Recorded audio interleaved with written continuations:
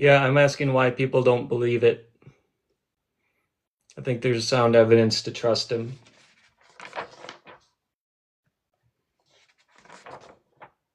And his ethical teachings are worth applying to your life, but also if you believe that he's God, it provides a foundation to be motivated to actually doing what he says. Yeah, I can be sassy sometimes. I mostly get sassy when people just make me repeat things over and over and over again and don't actually listen to what I'm saying over and over and over again. That's what really gets me going. Thanks for liking the live, folks. I appreciate you.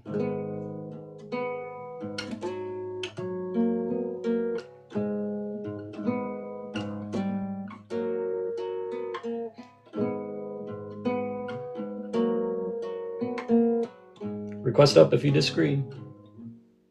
Or you want to answer the question, rather.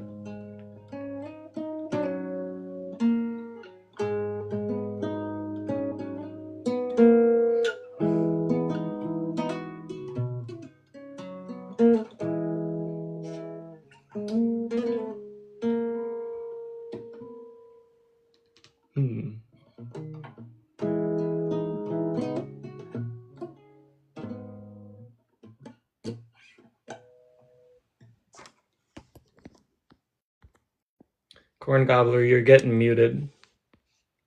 You can't be saying inappropriate things in the comment section. Why would you do that? God bless you. Thank you.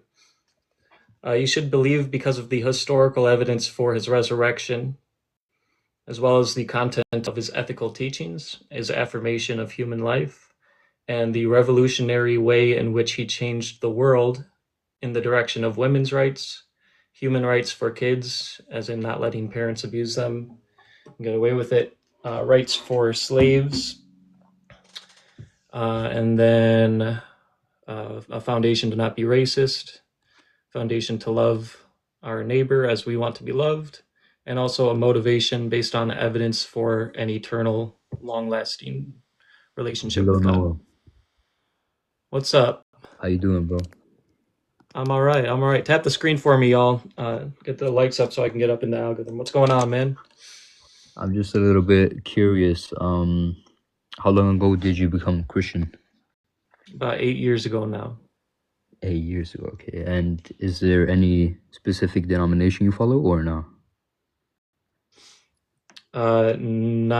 Not strictly, no. Okay, but what Bible do you follow? Do you follow the Protestant Bible or? I follow the Bible that contains the Old and the New Testament. Yeah, but how many books are in your Bible? Like, It are can either there... be 70. It can either be 73 or 66. So Okay. two typical libraries. How come you chose Christianity? I'm a bit curious. Jesus revealed himself to me very powerfully, and I was willing to accept the information and the signs he was giving me. What signs did he give you? Like, how do you know this was from So first Jesus? of all, he gave me signs experientially in my life and answers to prayers, some before I even knew him. Then he also gave me signs through reading his Gospels, signs in his ethical teachings, signs that related specifically to my life. And when I applied them, they helped me overcome certain things. And then also signs in history, signs that are consisting of historical evidence that point to him being trustworthy and worth taking seriously at the very least, but also signs pointing towards the fact that he historically actually was who he said he was. Okay. What historical evidences are you referring to, if you don't mind me asking? I'm referring to the source documents of the life of the historical Jesus Christ. Yeah, but like, are you referring to manuscripts or? Yeah, they are contained in ancient manuscripts. What manuscripts are you referring to that aren't from There's many the of them. Bible? It's a large library of manuscripts. Yeah, but are you thinking about any specific ones or? P52. That's P52. one. Can you explain what P52 is? I'm not that The fragment of educated. the Gospel of John. The Gospel of John. Yep. Okay. What signs from the Bible did you get when you read the Bible? Not all of them were really even from the Bible. He would give me signs, and even like I opened Strong's Concordance one time, and I remember it being very powerful for me in relation to the prayers I was praying at the time, and also what I needed to know about him, what I was desiring to understand about God. He made it very clear for me when I opened Strong's Concordance one time that it is all about the Lord. It is all about the Lord. That being said, he there's many varying ways he talks. It's just whether you know you want to pick up on it or not. I picked up on a lot of different ways that he spoke to me, especially when I was first being introduced to him. He was coming through like crazy. Okay, okay. I just I wondered was very which. open spiritually at the time, though. Like I was very open. I'd already been communicating with spirit guides.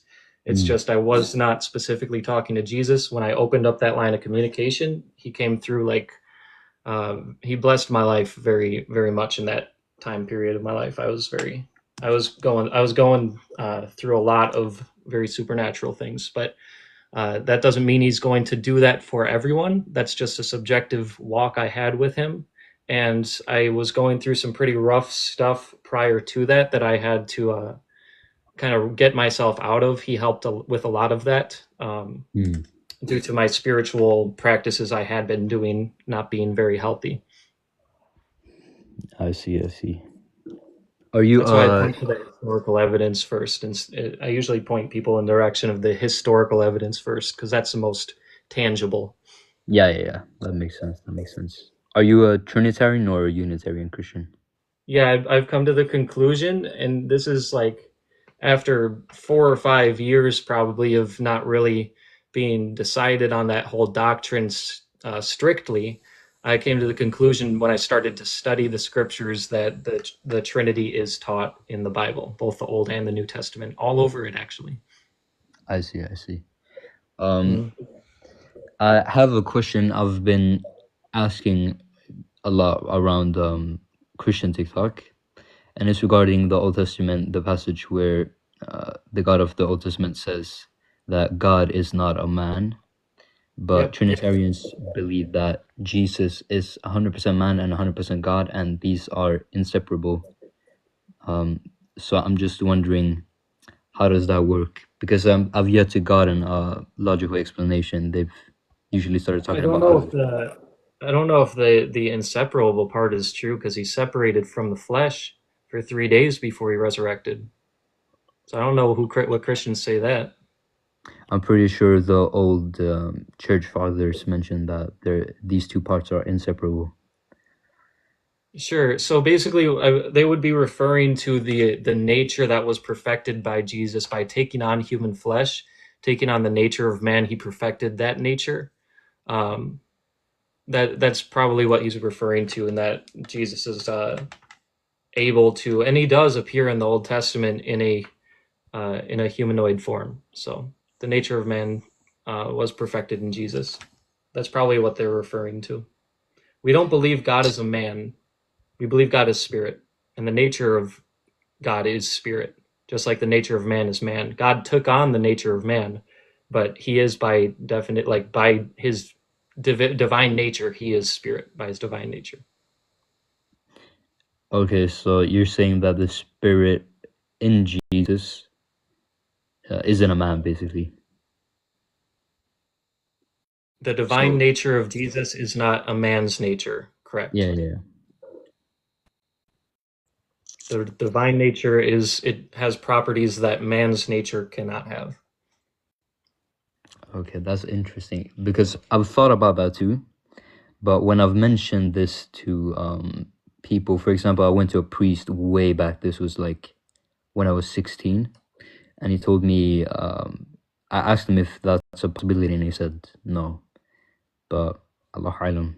But if that is a possibility, and what you just said aligns with the church fathers, then that does make logical sense. I'd have to agree with that. Yeah, I'm not sure how well it aligns with church fathers. I'd have to touch up on that. But based on my understanding of the Trinity, no, we Christians don't believe God is a man. That would be a contradiction in light of the scriptures in the Old Testament saying God is not a man. It'd be a Yeah. contradiction. God, rather, he took on the man's nature and he perfected it, made it Mm. divine, or made it perfect. I would say. Um, are you knowledgeable regarding the Trinity? Are I you like wouldn't say so, but more than some people. are you comfortable with answering questions regarding the Trinity? Because a lot of Yep. people prefer to refer to someone else, and it's fine if you don't. But you know. Yeah. Yeah. If I don't know, I'll just refer you to someone else. Okay, so within the Trinity, these are inseparable, correct? The three persons. Yeah. The Father, Son, and Holy Spirit are not separate. Okay, so Jesus died on the cross, and this was a divine sacrifice, correct? Depends on what you mean by that. Divine sacrifice, as the Bible describes it. Jesus was divine and he was sacrificed. Yeah. And it was a divine plan for him to be. But it was a divine sacrifice, correct? What do you mean by that? Define that. Wait, I'm gonna look up if it says divine sacrifice in the passage. Okay. You can't give me a definition? Well, that the divinity was sacrificed. Yeah, the divine person Jesus was sacrificed on the cross. He experienced pain and suffering and torture, execution on the cross. Correct. Would you say that According to God the Scripture. died in this circumstance? Yep, God definitely was unalived according to the flesh. No doubt about So, it. so that's where my issue kind of comes. How can God die? Because to Very my simple. personal understanding, okay, can you explain? It's very simple. Yes. So if we're defining death, we're defining being unalived, very simply, it is when a person separates from their flesh. Jesus, the person, separated from his flesh for 3 days, went down to Hades, and then he ascended back up into the flesh, and then he ascended with the flesh into heaven. So when he separated from the flesh on the cross, went down to Hades, that was him experiencing unalivement. Okay, so when we die as humans, would you say that the soul dies as well, per Christian Yeah, view? can we say the U word instead? I just don't want to piss TikTok off. But yeah, when we are unalived as humans, we don't cease to exist. That's not what being unalived means. Okay, interesting. Yep, our personhood goes on. That's why heaven and hell exist, and we are able to go there, but after we are separated from the flesh. And also, some would say purgatory. Me personally, I haven't decided. Okay. So the divine sacrifice is basically the divine part of Jesus, aka the God aspect of Jesus separating from the flesh. Is that the divine sacrifice? It's the divine person separating from the flesh. Yep. Interesting.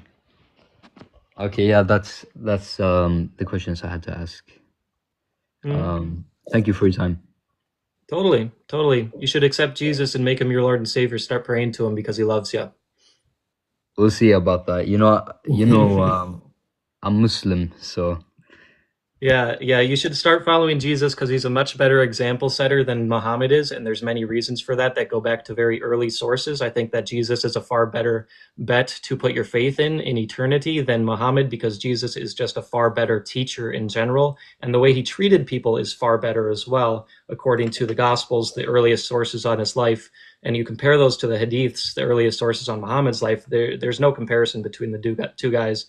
Jesus was perfect. Muhammad was terrible. So I want you to follow Jesus but instead. that's the thing when you start comparing Jesus according to your doctrine and Muhammad sallallahu alaihi wasallam, Jesus It's was according to the God. earliest source documents, bro. The earliest source documents. That's what I'm comparing them to. Not the Yeah, doctrine. The earliest sources on these people. yeah, but that's the thing. The gap between the earliest manuscripts for the New Testament is 150 years after Jesus died, and That's the not true. manuscript. Okay, That's wrong. You've been taught wrong. which manuscript do you have that is before 150? Uh, the P52 dates back to around 100 to 150 CE. That would be less than 100 years after the unalivement of Jesus, or somewhere around 100 years. Okay, but how big is the P52 though? It's just a small fragment of John, but what we have also is early church fathers in the first and second centuries quoting the Gospels extensively and referring back to these old uh, uh, traditions, older Yeah. traditions, and talking about them as stemming from eyewitnesses, as well as we have First Corinthians 15, which dates back to 53, 54 AD, and that contains a creed involving all the main points of Christianity, involving the resurrection and the life and teachings of Jesus Christ. Um, I think that it's sound historically. It's just you've probably been told different because I don't know why, but there's a lot. Well, I do know why actually, because the Quran contradicts the Bible. So there's a lot of people that want to write off the Bible and say it's been corrupted. But when we examine the early church father quotes, we examine the early how it lines up with the earliest creeds of Christianity. We examine how these manuscripts have not been changed or altered. There's always there's some variance going on, but there's not major. There's no evidence of major. What do you call it? Manipulation in these documents. The scribes were doing their due diligence in keeping these preserved. When you check out the manuscripts and their consistency through the first millennia after Jesus, and then you also have rings of truth in the Gospels, which show details that would not have been included had people just been trying to make things up, such as women's testimony, which was not taken serious in the ancient world. Yeah, that's where I have an issue when you mentioned that it is historically sound and It that is. the yeah, I know that you're claiming that, but do majority of the historians have an agreement that these are historically sound? There's atheist and agnostic scholars that take gospel narrative as historical narrative and historically sound, such as the crucifixion of Jesus, such as the empty tomb, and what else? The conversion of the brothers of Jesus. Pontius Pilate was confirmed. You've got all sorts of townships and places in the New Testament that are confirmed historically. So what I'm saying here is atheists and agnostics will say that they are historical. It's just they don't reach the point of saying they are historical enough to believe in the resurrection. They don't want to write them off, or they don't want to make that leap because that would make them a Christian, and that would make them go against secular historical scholarship, which does not accept any miraculous testimony as fact. But when we examine it through a historical lens, the same way we examine any historical document, it actually is far more sound historically and well attested to from ancient times, close to the date of Jesus's life. So it's so far well attested to. There's many people that call it the most um, historical document we have from all of antiquity, and there's many people that will name Luke as the greatest historian of the first century because of how well these documents are preserved. Yeah, I'm not denying that there are historians that use this and um, refer to it as historically accurate, but yet again, I'm asking about the majority, not a minority, because you're I'm making a talking about the majority. No, I'm talking about the majority because even agnostics and atheists will use the Gospels as sources for understanding that, and they'll correlate it with extra biblical sources in some instances, such as the crucifixion being attested to by other people outside of the Bible, such as I don't know. Pliny the Younger talks about Christians worshiping Jesus as if worshiping a god. So there's that. I forget the exact person who talks about the crucifixion. Anyways, anyways, that being said, atheists and agnostics, such as Bart Ehrman, they will agree that yes, James and Jude, they likely converted after the crucifixion occurred. They will say yes, the tomb was found empty, it seems from a historical analysis. They will say yes, Jesus was a historical person, and yes, he was crucified on the cross. They'll agree to all these facts, which are the main meat of them is found in the Gospels. And because of the Gospels' historical validity and lining up with archaeology and other manuscripts from that time period, we can see just how well attested to it is in history, and also the dating of these documents, and there's them sourcing from eyewitnesses. It all adds evidence to the fact that they're historical, and this is why atheists and agnostics even will agree to certain facts that are recounted in the Gospels. Yeah, again, but do people, general historians, attribute the whole of the New Testament as No, historically so sound? the reason they reject the resurrection is not because there's evidence on the contrary. If you have any evidence on the contrary, then please provide it. But they don't reject the resurrection because of evidence on the contrary to the resurrection. They reject the resurrection because it is miraculous in its nature, and it is not something that secular history can even say that they believe in and be taken seriously in that field, without being laughed out of the stage. Only Christians will say that because they authentically believe the resurrection happened. That being said, like I said, there is no historical evidence on the contrary for the resurrection. It's the same evidence that the agnostics and atheists use for saying that he was crucified, for saying that the tomb was found empty. What is the oldest manuscript you have that points to a resurrection?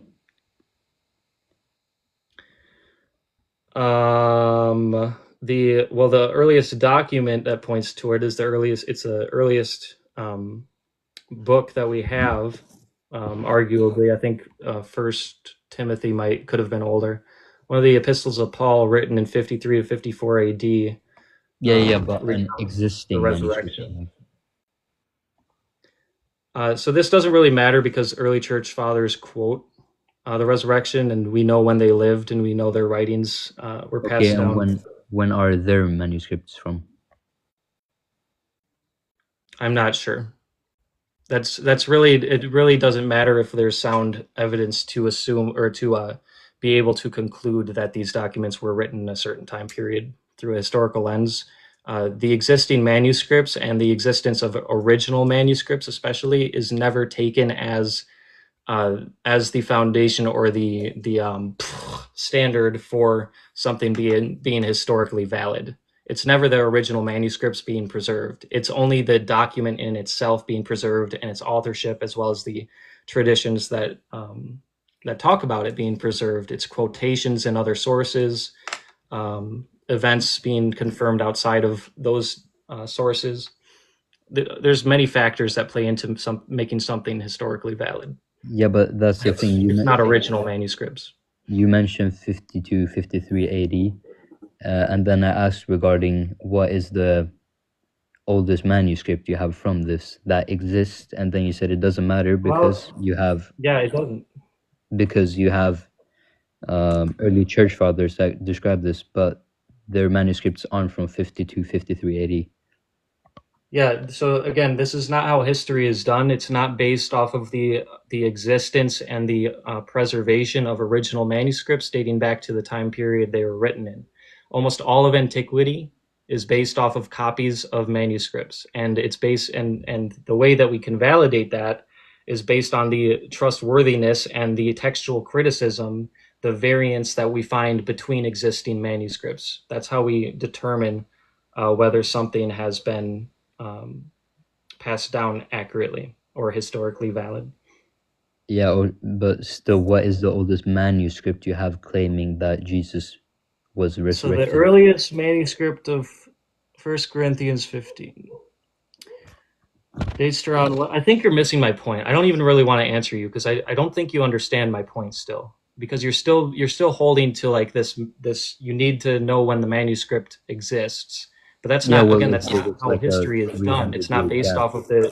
It's not based off of the existence of ancient manuscripts being preserved. It's based off of the passing down of these texts in different traditions and quotations of them, and then also the variance between existing manuscripts. Also, a testament to and testimony pointing towards their authorship, and um, all sorts of things. Extra biblical confirmation. Yeah, First again, Corinthians, the but earliest manuscript dates around 175 to 225 CE. First Papyrus 46. Corinthians. Yep.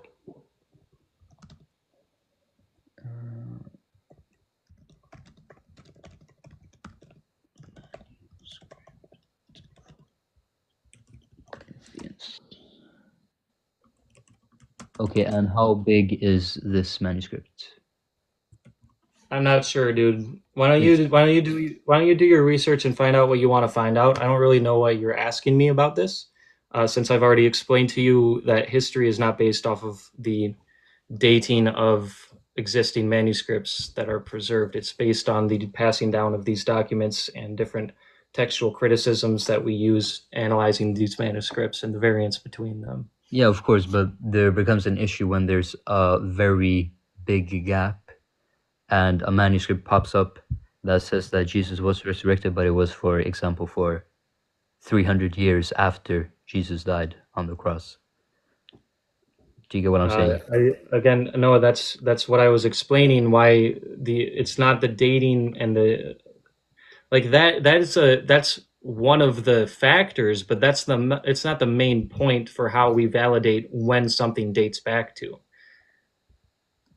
You understand the resurrection is talked about over and over and over again in the first and second century, um, by the early church fathers. Yeah, and what is the oldest manuscript you have that is mentioning the resurrection? Let's find out. I'm not sure actually. I think you're still missing my point though. Like, do you understand my point? Can you steel man my point? Guys, like the live for me so we can get up in the algorithm, maybe get some more guests in here. Can you steel man Yeah, my point? what you're saying is it doesn't matter because we have early church fathers cross-referencing this in their scriptures. Yeah, Or and many other reasons as well. Textual criticism and variance found between existing manuscripts, traditions that are talking about these documents, stating that and quoting these documents. The existence of a manuscript, uh, the existence of a manuscript surviving and being preserved in antiquity is not the standard by which we get the dating of an ancient manuscript. Like I said, there's almost no, I don't think there is a manuscript in antiquity that actually dates back to the time it was actually written, or a surviving original manuscript of a single text in antiquity. Like, that's not how history is done. It's just simply not how we date manuscripts. It's a single point of evidence that we will consider when analyzing these historical documents, but it's not the all in all. And when it comes to the New Testament, there's a reason that all of scholarship, and even secular scholarship, will date 1 Corinthians 15 back to, and 1 Corinthians back to 53 or 49 to 53 AD. Yeah, I have an issue with your previous statement that we don't really have any manuscripts for any historical document that dates back to when it was actually written. But for example, the Birmingham Quran manuscript is dated to when it was written. Is it dated to when it was written? Yeah, you can Google this right now. No, not dated. Not dated to when the manuscript was written down. Dated back to when the events that are being wrote about occurred. That's what we're discussing here. We're not talking about it dates back to when it was written. That, of course, it dates back to when it was Yeah, written. yeah, but this is right after Prophet Muhammad Sallallahu Alaihi Wasallam died. So there was a time. It was a little bit after he was unalived, right? Yeah, a very Yeah. little So time. that's That's not. It after doesn't Bilal. date back to the actual life of Muhammad. So that's great. You just proved my point. Um, That's how how did we I do prove it? history, bro. We Elaborate. don't do history. We don't do history based on, bro. This is the thing, dude. If you analyze, if you're trying to like, you're bringing forth this evidence for the Quran and saying that this is making the Quran more valid. But what I just told you, you completely missed my point. What I just told you, bro, is when we're analyzing historical documents like the New Testament and anything from antiquity, the way that we place the authorship and the dating of these documents is not purely based on original manuscripts existing. The I fact know. that this Birmingham manuscript exists, that's not the end all be all for the validity of and the trustworthiness even of those documents. Sure, the course not. Birmingham manuscript might date back to the time period that Muhammad wrote or had these things recited, but that still doesn't validate the document in itself and its historical validity. There's many factors that validate it, and there's a reason, bro. There's a reason that even atheist and agnostic scholars will say that First Corinthians was written in about 53, 54 AD. It's not based off of original manuscripts surviving. Do you understand my point now? Yeah, I do understand your point, and I've been Okay. understand your point. But Well, you the haven't, because you tried to argue against me by saying the Birmingham manuscripts exist. But I just told you that's not what we determine this with. yeah, It's besides the point. It's just a single point of historical analysis and how we get to the conclusion of when these documents were written. It's just a single point. yeah, but what I'm saying is there's a difference between something being carbonated right to after when the Prophet Muhammad Sallallahu Alaihi Wasallam died to multiple years, like we're talking 150 AD. It That's a doesn't big gap. matter, bro. It doesn't Does it matter. not? Okay, so There's still secular scholars, bro. That there's secular scholars and agnostics and atheists will agree, due to historical analysis of these documents, quotations, and the like, that 1 Corinthians 15 was likely written around 53 AD. What you're saying does not contradict the dating of the resurrection accounts. The resurrection accounts and their dating is based off of analysis of very, very smart scholars who analyze these manuscripts and quotations of these manuscripts, as well as different indicators such as archaeological evidence and cultural events that happen and reported on those time periods, the extra biblical evidence attesting to events laid out in those manuscripts. There's all sorts of factors, bro.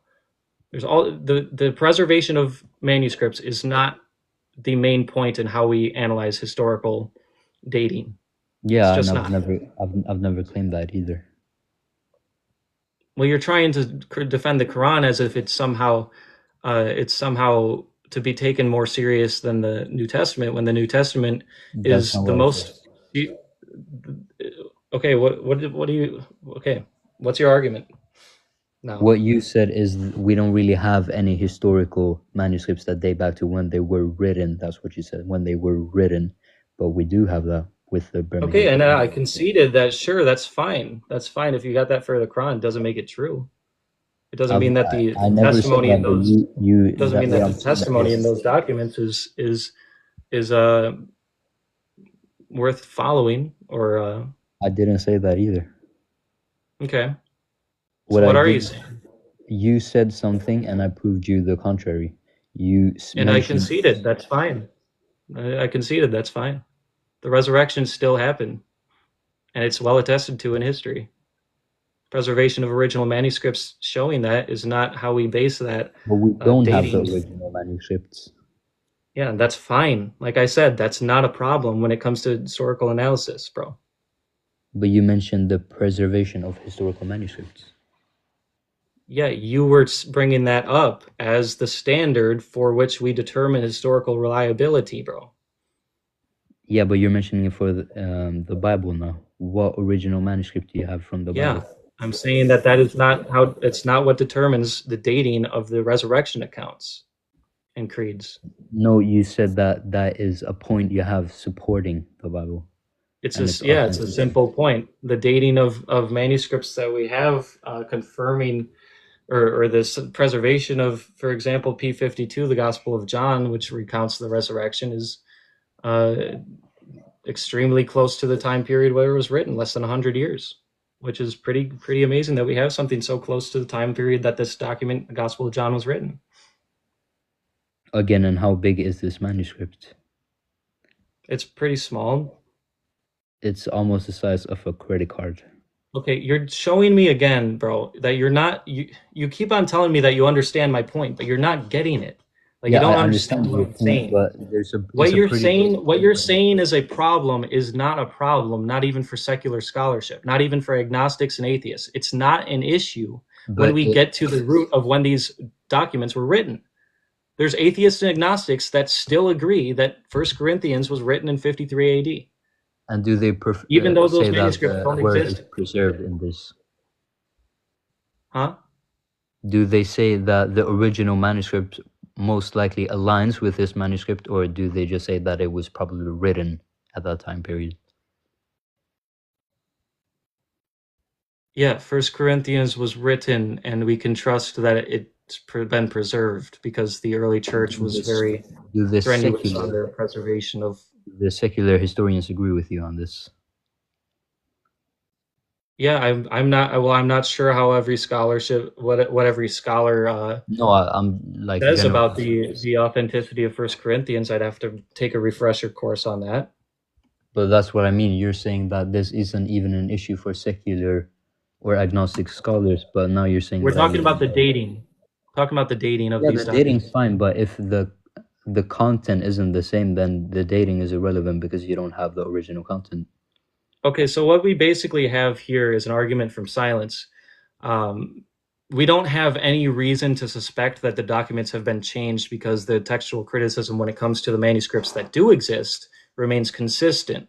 Because because the manuscripts that do exist remain consistent, as well as the quotations from early church fathers when it comes to these sources remains consistent. There's no reason just because we don't have existing manuscripts that yeah, we don't have any existing manuscripts that contradict it.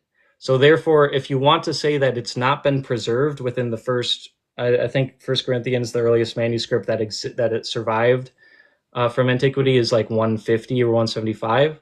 That would be to say that I lost my train of thought. Sorry. Do you get my point So so far? Do you understand what I'm saying? I understand what you're trying to say, and you're trying to say that it doesn't still matter. But again, you're making a claim that we don't have Well, any you're doing a reason. fallacy, though. You're committing Okay. fallacy. Yeah, let me address that. You're saying that, Argument of silence. okay, you're mentioning that this isn't an issue, and you're Not. claiming that it isn't an issue, but do the secular and agnostic historians agree with you on that? All right, bro. I think I gotta move on to the next guest. Okay. God bless you. Have a nice day. Oh, all my guests left. Yeah. No, that was too much. It's just back and forth, guys. It's not the original manuscripts existing that determine when something was written. Gunpowder, you better behave yourself. I feel like you weren't behaving yourself last time, bro. Hello, What's up? Noah. Hello. How are you?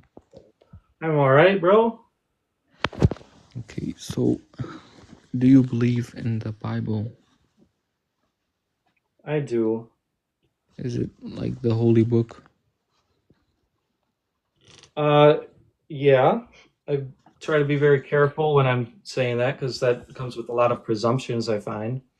hmm So, um, it doesn't contain any mistakes or anything or I never said contradictions. that. No, I'm Nope. asking. I'm asking.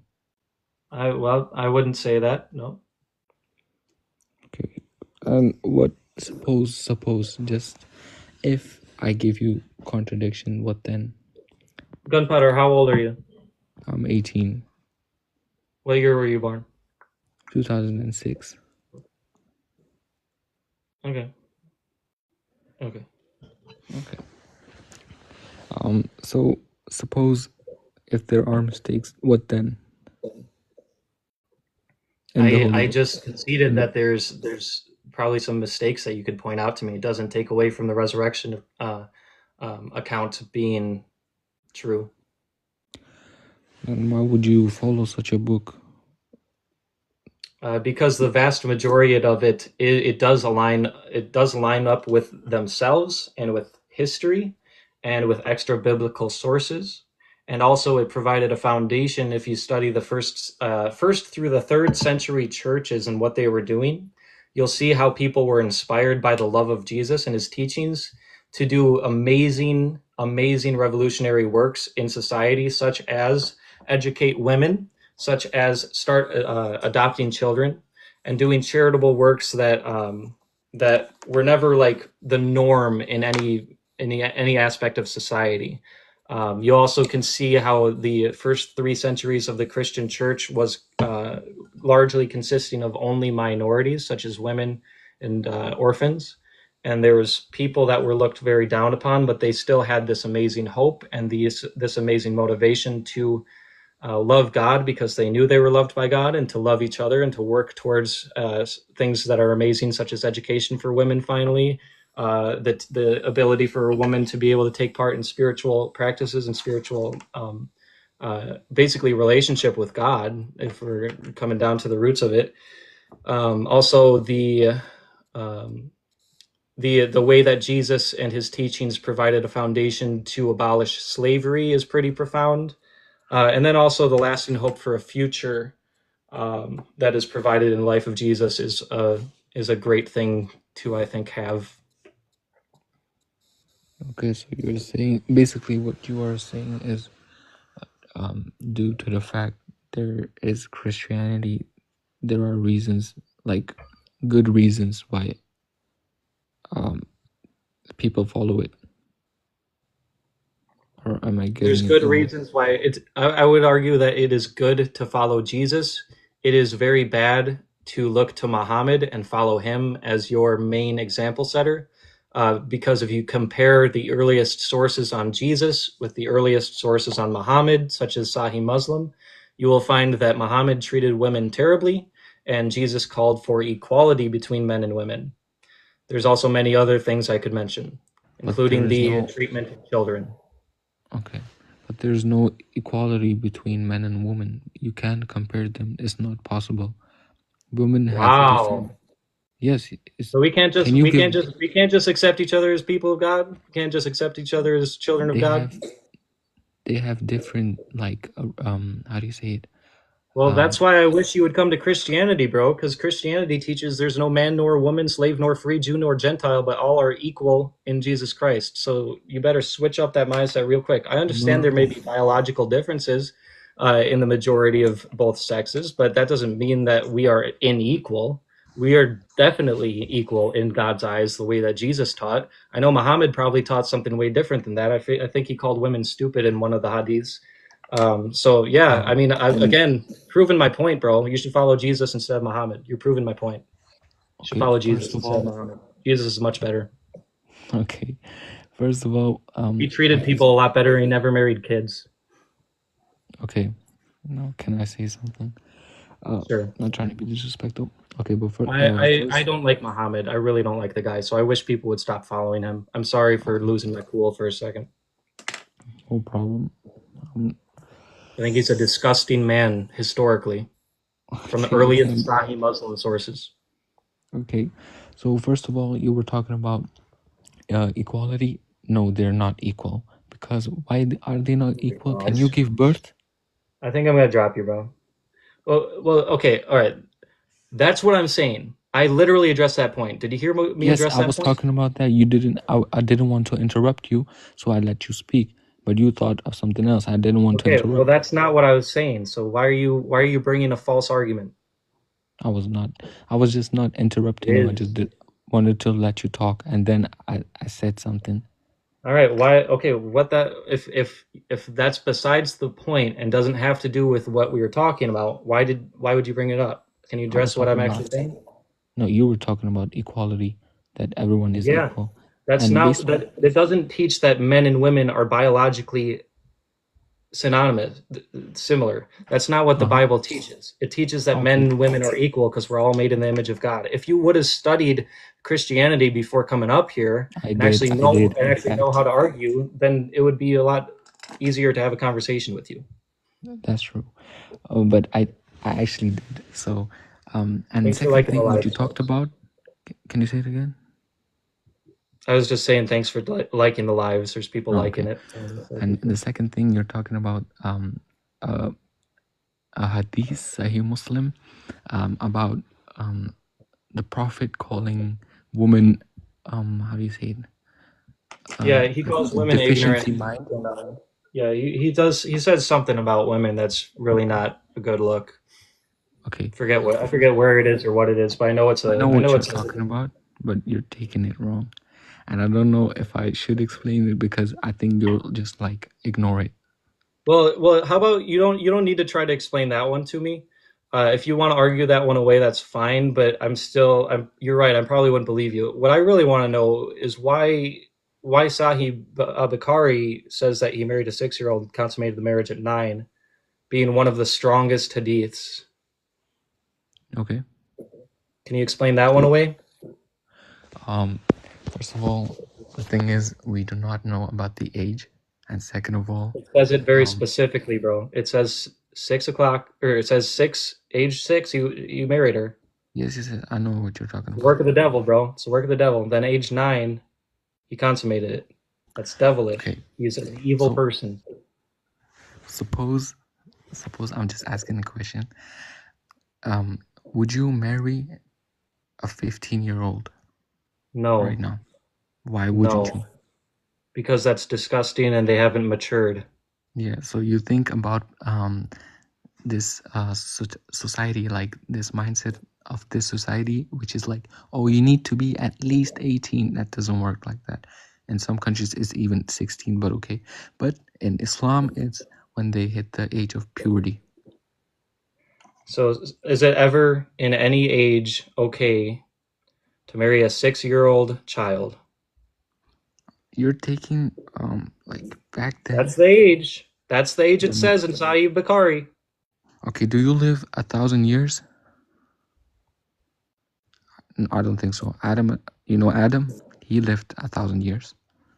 So you cannot compare him with you because different timelines. I'm not. I'm talking about Muhammad. No, I'm just giving you an example. So Muhammad, the 50-something-year-old man, married a 6-year-old. What do you have to say? It's a different timeline. It's different. Different time? Rules. Different time? That's your answer? A different timeline. Yes, indeed. All right. If you lived back then, if you lived in the time of Muhammad, you're 54 years old. Would you marry a 6-year-old? She reached puberty. Yes. Why not? All right, bro. You're out of here. You are not coming back up here ever again. You will never be on this live, Gunpowder. You will never be on this live. That's Islam for you, folks. Trying to argue away child marriage. Freaking disgusting. Can you hear me? Guys, like the live for me if you're enjoying it. Drop a follow if you mind. Hear me? If you don't mind. Gunpowder, you're disgusting. You're never coming up here. Yeah, I can hear you. Sorry. I got a question.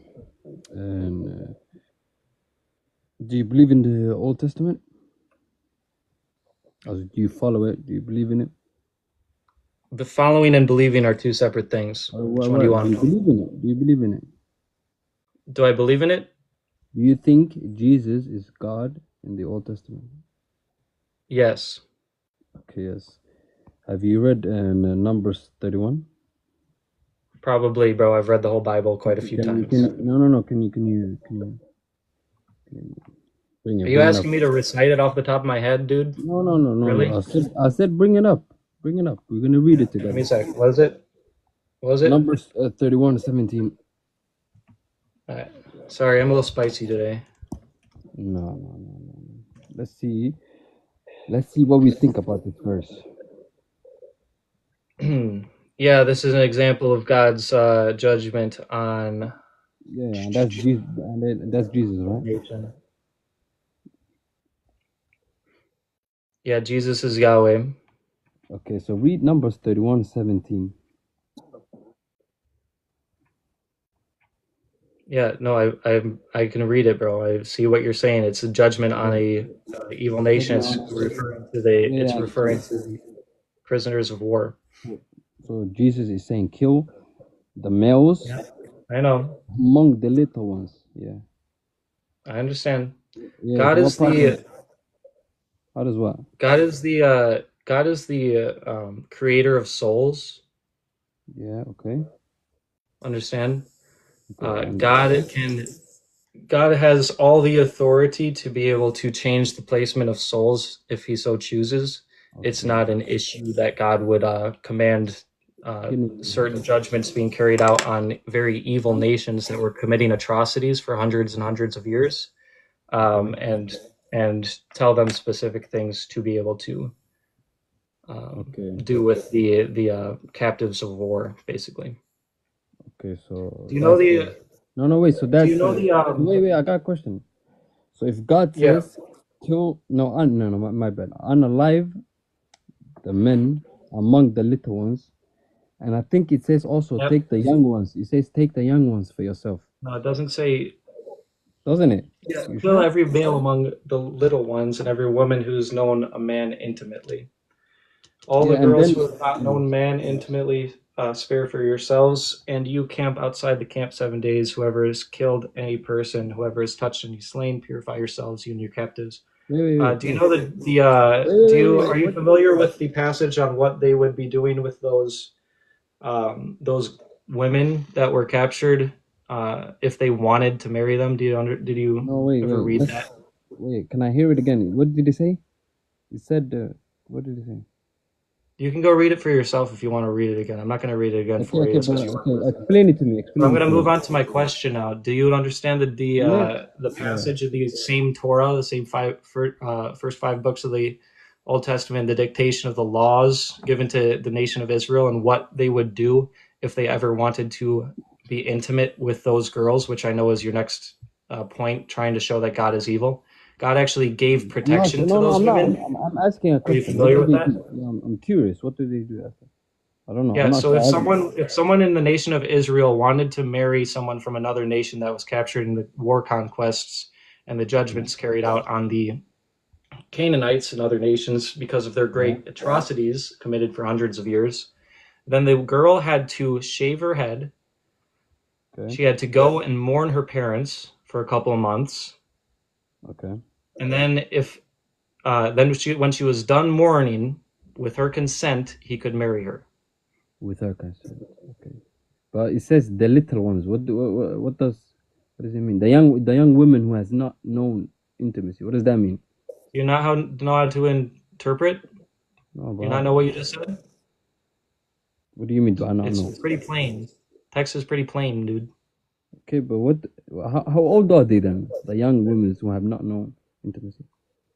So when Jesus revealed how he feels about children and innocence, it's much like the dictation given to the nation of Israel that provided protections for him, basically, and incentives for people not to just, or basically commanding that you can't just grape them and leave them because you're attracted to them.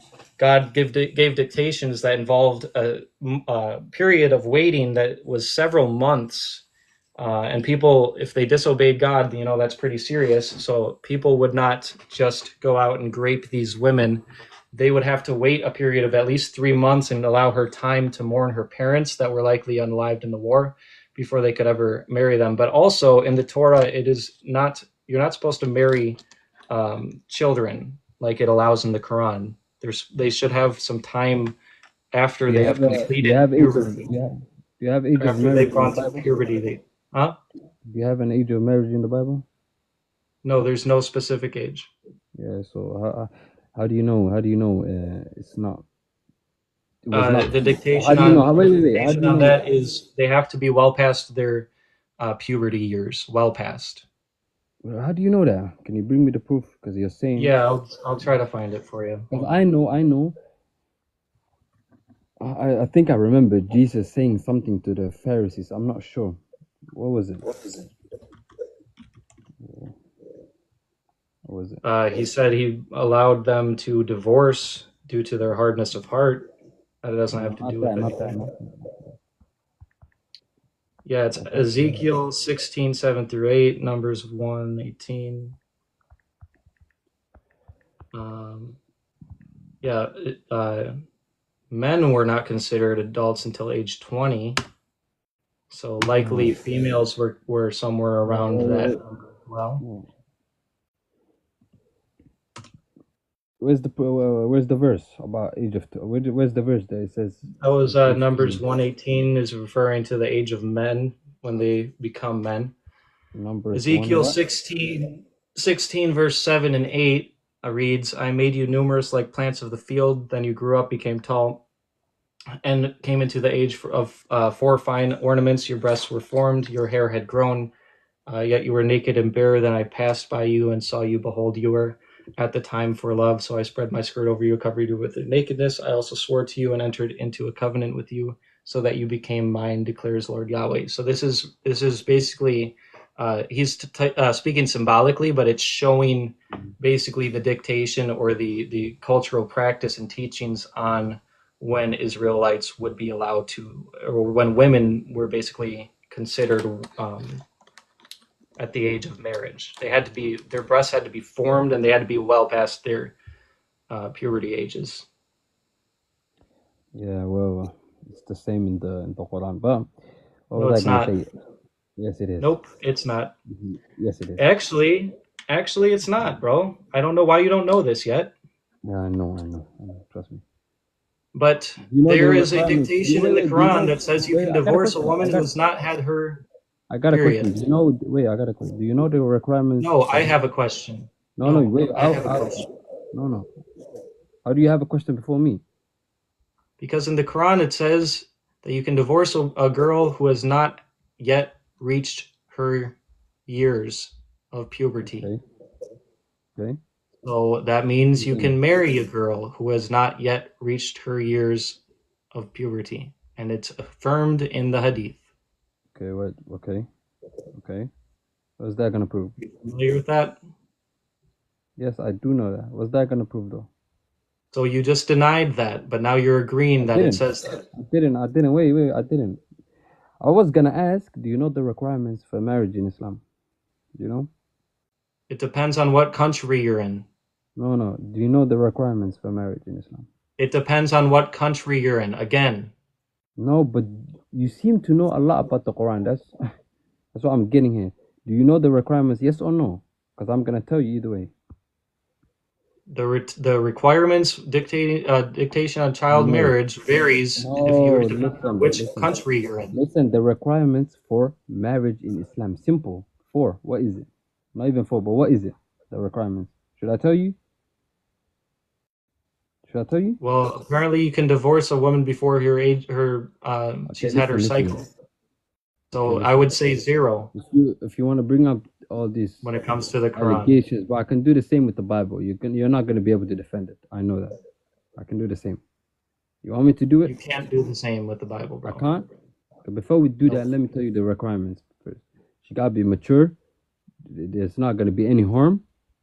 She's got to be mentally ready. Yes. Do you understand that? If that's the case, why can you divorce a woman who hasn't had her cycle yet? Because she's too young, according to the Hadith. Because God said so. What? Simple. Oh. Yes, simple. But so you can marry. So you're saying you can marry a girl who hasn't reached her cycle because God said so? I got a question. Listen. No, I just want you to answer mine. What? It's okay to marry a child because God said so? What's the verse? Let me see the verse first. What's the verse?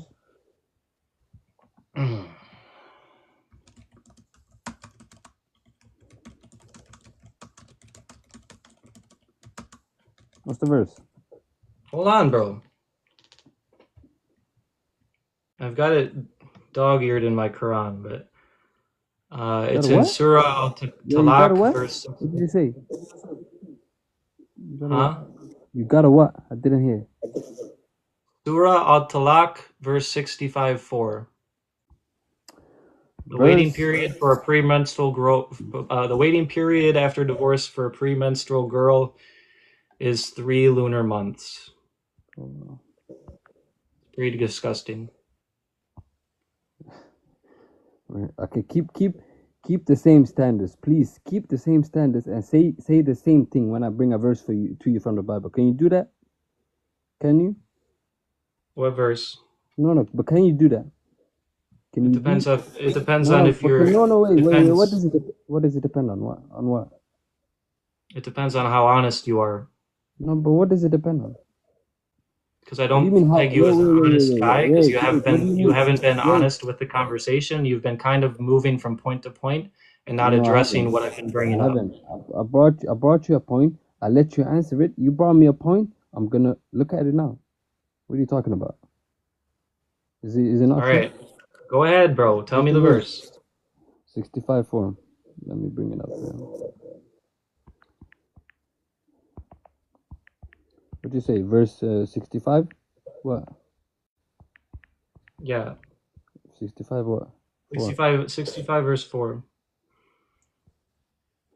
Okay, let me read it. 1 second.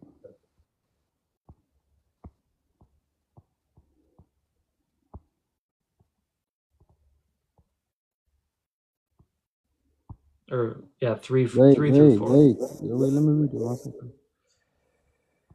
Okay.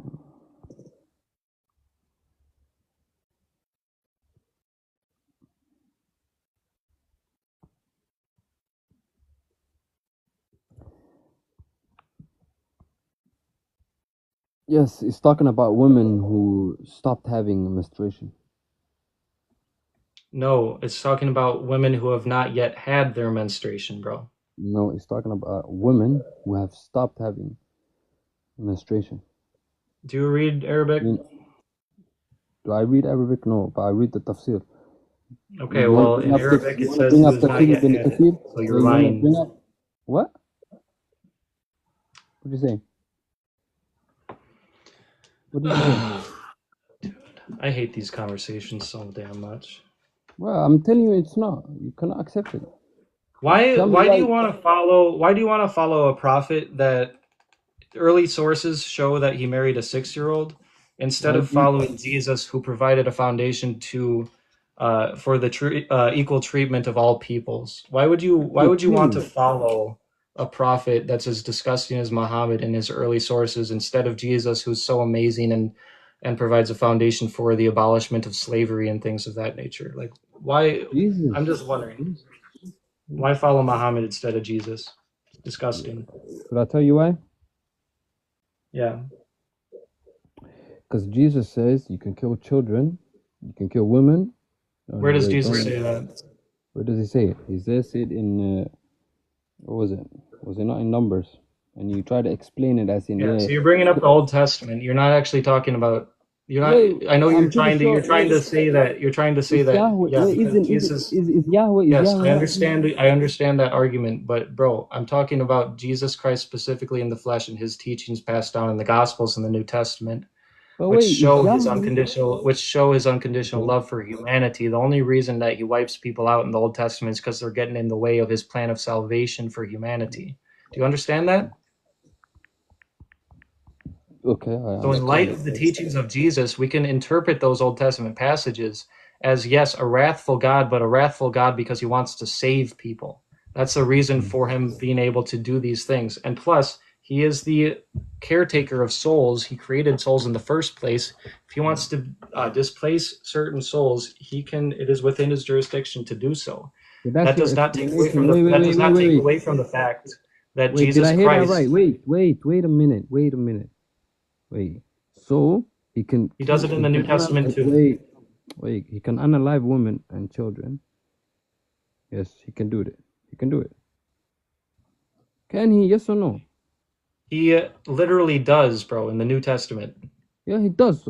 Is That that doesn't make acceptable him to you? Wait, evil. is that acceptable to you? Is it? That is you. That is you, bro. That is you spewing your bias on the page and not looking at it in the context of what Jesus actually taught and revealed in the Gospels. God's love What? for humanity. What? What did the children do? What did they do to deserve that? What did they do? Children. So there's a lot of hyperbole when it comes to children in the Old Testament when they're talking about children. But that being said, if children did get wiped out in the flood, is within God's capacity to be able to take those children out, replace those souls in heaven, as Jesus clearly pointed out. All children go to heaven. So again, that's not a problem. Those souls are in the care of God. Jesus is still good, regardless of how much you want to say he's not. And he's far, I want to repeat this point, he is so far more preferable over Muhammad. It's not even close. Like Jesus called for the protection of children. Jesus called for the equality of women.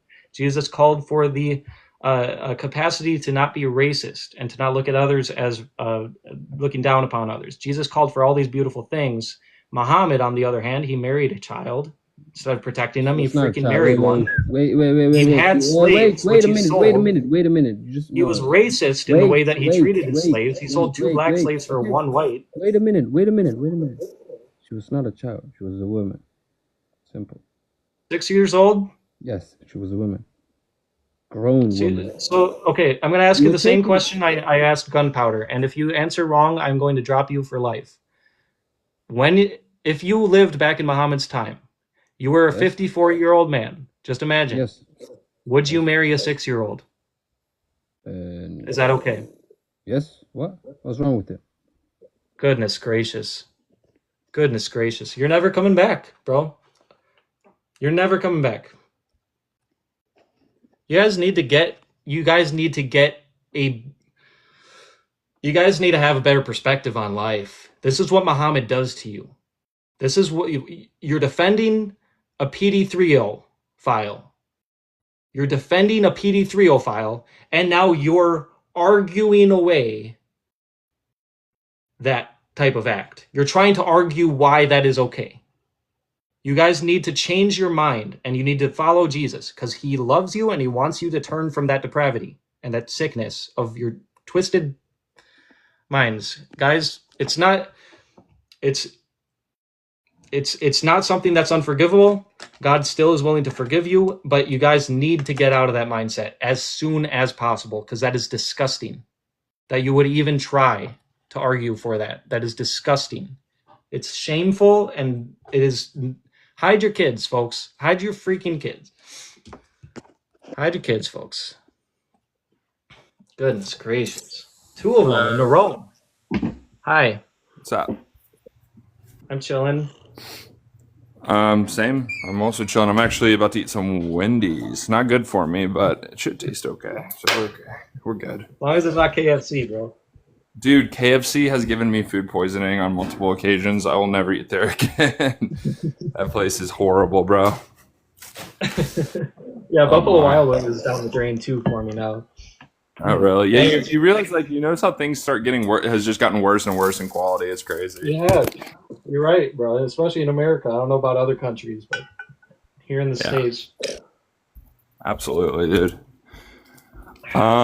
Yeah, man. So I'm an ex-Christian as of just a week or two. It's very fresh. So that's where I'm at stance-wise. But that last guy on here, oh my gosh, I cannot believe he just said, "What's wrong with marrying a 6-year-old?" Like, that was crazy. I cannot believe he just admitted that to the world. The guy before him literally just straight up said he would. He said, yeah, totally, I would. It's like, what in the world? What kind of mindset do you have to be in to even agree to something like that? It's a mindset where you need to respect this prophet, who is the early sources talk about him marrying a 6-year-old. That's the mindset. Well, okay, and part of that is, I'm just going to say that part of that is religious upbringing, and I'm not trying to be rude, but it's indoctrination of just like when your belief system is set a certain way when you're young. You will go to any end to defend your beliefs, and you start to lose logic, right? Logic falls out of the picture because, a belief is very, that's close to your soul in terms of how important that is. So that's kind of where that comes from, or that cognitive dissonance for sure. Yeah, for sure. And you're right. Yeah. Some people, like, there are some sick people who take that and they run with it, and they actually follow that sort of nastiness. But there are people who they grew up with it, and they constantly are saying bless him when they say his name, like peace and blessings be upon him.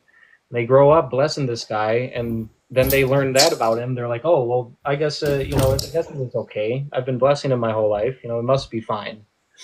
Yeah. But I think Christianity not as bad, but I think there's plenty of things that you could come at in the same way. I don't think it's as bad as, and again, I am freshly out of Christianity, and I was like, church every week, joining the youth group, praying every. I still pray. I still think power of prayer is important, and I still believe in source or God, whatever you want to consider. Different definitions for what you believe, but. I'm very spiritual, and I know, like, in my soul that life goes on after this for sure. It's no doubt. Right on. Yeah, I would point you absolutely. in the direction of NDEs then. Have you read any NDEs? Oh yeah, deeply. Okay. Love NDEs. Are you familiar with the theme, the common theme that people meet God in these NDEs? Yeah, or they, they're you walk towards the light, your loved ones come up to you, you go watch a review of your life, you get to feel the feelings of what you did to others and how it felt to them. You are familiar. And I've Yep. heard stories of people going to heaven, people going to hell. Yeah. Yeah. Yeah. So I would take those serious, and I would not, or I would not completely blot out Jesus from your life. I want you to keep that line of communication open. I understand you're having doubts, and that's fine. There's a lot of difficult things that we find in the scriptures, but ultimately the resurrection account is historically sound. And the teachings of Jesus, especially his ethical teachings, are sound. The only argument I hear that's good against Jesus is the argument that he called a woman a dog. And he's actually calling her like a beloved pet more so. It's not as bad as people make it out to be. And then he heals her daughter and she goes away happy. So it's like it's really not that bad. And so So, yeah. So well, like don't argue I with think Jesus. He is God. I am a follower of Christ, no doubt. And I think Christ's teachings are very important. My Amen. thing, my amen, absolutely. My thing is, and I'm going to be honest with you, I have done so much digging and so much research. Like I've gone so deep down the rabbit hole, you can't even imagine. Like I've gone so deep and I've fought with my faith and all those things. And my final conclusion of what I've come to and my like deepest belief in my heart and my soul is religion is absolutely a tool used to control us. Absolutely. And the thing is, we have to understand there are more intelligent, benevolent, not benevolent, but there's more intelligent beings that we like. Let's just put it this way. We farm, when we look at a farm, not a farm, but like a cattle where we are killing pigs and cows and things for food. And like, we think we are at the top of the food chain. Unfortunately, we are not. We definitely are not. And from my research and my digging, there are beings that are, more intelligent than us and that are more advanced than us in both spirituality and technology. And the amount of deception that is occurring is so beyond our understanding. It is insane. And even to the point of, dreams, like you get a dream of the rapture or you get a dream. You have to understand dreams literally are implanted into us to have us believe things more. We actually, as humans, are able to already implant dreams. Like you can Google it. There's people that are able to literally like create dreams. Like humans can do this. Yep. There's no doubt that we're being controlled in that sense too. And I'm just saying, like, and I totally am for what you're saying, but things are so much more complicated than we think. And the book that we're given for us to believe in has been greatly twisted. Or I would just say Jesus definitely came down for a reason, and he absolutely came down to teach us things. But the way that the church and the people in charge have taken that and twisted it in a way to create what it is today is nowhere near what it was originally. And I know this in my soul and my heart. But again, I could always be wrong. I'm never going to say that I'm all 100% right.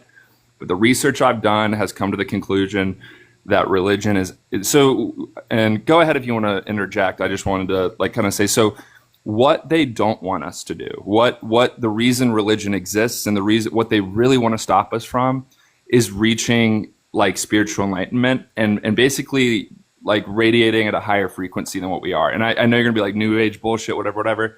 But truly, the problem with religion, not all just Christianity, is it kind of says, believe. Well, first use fear to kind of shock us and not allow us to ask more questions. So you're going to hell if you don't do this, or you're going to be tortured for eternity if you don't call Jesus your Lord and Savior.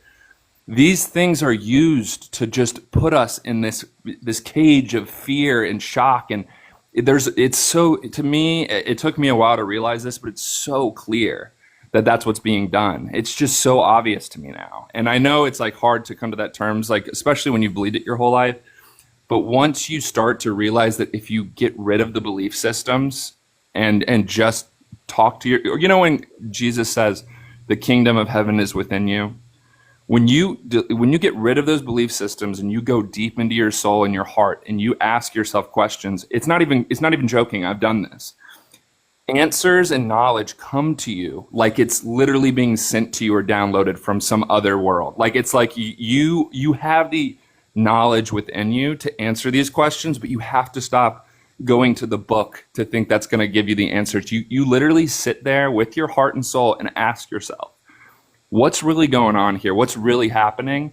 And if you just sit and like mindfulness and meditation is a great tool to kind of do this. Once you do that for a while, you start to realize, like, yeah, actually that does make a lot of sense that they wouldn't want me to sit here and just like think on these things versus just blindly having faith. So if you want me to give you the research that I've done, I totally would be down to give it to you, but go ahead with your thing. I want to tell you my response. Yeah. This is going to involve my testimony. This might come as a shock to you, but not every Christian was indoctrinated into Christianity. I wasn't either. Yeah. And I am not one of those people. I was a New Ager, actually. Me too. Me too. For 3 years. Yep. I was following. I was doing meditations and I was discovering spiritual worlds exist. I was experimenting with trying to astral project. I didn't necessarily reach that point. Yeah. I was developing spiritual gifts, some of which have stuck with me since developing them. You activated something in your DNA for sure if you did that. Well, it doesn't go away once you do it, for sure. Correct, including body scan things. What do you call it? Spirit hearing, audio clairvoyance, audio voice. Yeah. Yeah, all those sorts of things. I've opened myself up to them, but when I met Jesus, what happened was, bro, and this is why I pointed you right to NDEs, because I know where you're at as far as your mindset towards Jesus. There's another place I want to point you that's very important after I'm done telling you this. It's involving the earliest church followers of Jesus. But when I was pointed towards Jesus, I was having a conversation with a guy that I respected because he was one of the only people I ever met in Wisconsin that could vibe with me about all these spiritual topics and ideas. Yeah. I was very kind of mystic, follow whatever seems true to me and do a lot of meditating to discover truth, just like you're suggesting. So this guy pointed me in the direction of Jesus. He said, Noah, you're doing great. You're all about love and light and goodness and treating people with equality and human rights and whatnot. But you are not taking Jesus seriously, and you need to, because he lines up with this. Yeah. And he's an important part of it. He's an important part of this. Yes. So I started taking him serious. I started to reach out in prayer to him. And he came through like crazy. He gave me lucid dreams. He showed me lucid dreams like crazy, and I accepted him as God. But it took me a little bit before I accepted him as God. First, I had to get through the communication, realizing, accepting that he is worth trusting, because I was very turned off towards Christianity for 3 years. I was very disgusted by hypocrisy I'd seen in the church, and very similar ideas to what you were articulating when you got up here, which includes the doctrine of hell and whatnot. Here's my mindset about this now, bro. Now that Jesus has revealed himself to me, I've looked into the earliest church, the church of Jesus Christ, like the followers of Jesus, people taking his teachings seriously, applying them to his life and trying to live like Jesus. They were the minority for the first 300 years. They were consisting of women and orphans, and they were made of being the minority religion. I'm not saying that's what makes it true, but I'm saying if you look at the early church, you're not going to see a whole lot of hypocrisy. And it's in that early church that we find many different church fathers that are calling for one of them, I forgot which one specific at this time, but he was like the first abolitionist in the 2nd century. He was calling for the outright abolishment of slavery in the 2nd century over and over again. He was calling for the Roman Empire to drop that practice. And it was based off of, it was Clement probably, based off of the teachings of Jesus. And then there's all sorts of other beautiful things that the early church was doing based off of the teachings of Jesus, such as adopting children. But the main point of Christianity was all about the resurrection account. From the very beginning, 1 Corinthians 15 is all about the resurrection. It's all about the deity of Jesus and worshiping him as God, following him, making him your example, and striving to be like him. If you do that and you're reading the Gospels, taking them seriously, and you analyze from a historical standpoint, like these early church fathers quoting the New Testament, you'll see that the teachings of Jesus are preserved, and the teachings of Jesus on hell are not as bad as you think they are with this current mindset. Yeah, no. Everything you're saying, I don't want to interrupt you right now. Everything you're saying, I align with. I'm absolutely in agreement with what you're saying. I'm absolutely in agreement with Jesus being. I get that, but here's my thing. You think I have found 2 or 3 people that have been killed for speaking specific things. So you notice that pastors don't, like for my thing is when someone is speaking on something, specific things, and they're randomly just killed out of nowhere, I always question that. I'm like, why were their life ended shortly? Because pastors aren't, pastors aren't speaking something where governments are going after to kill them, right? We don't see that. But there are moments. Go ahead. Please. I'm so sorry. Yeah. I forget about TikTok rules sometimes. Yeah. And bro, just so you know, I'm right with you because I went from New Age to Christianity. And I wouldn't say I went back to New Age, but I went back to free thinking is the way I'd put it. I would say I'm a free thinker. I do the same thing. I'm like one step before you are right now, where I'm at.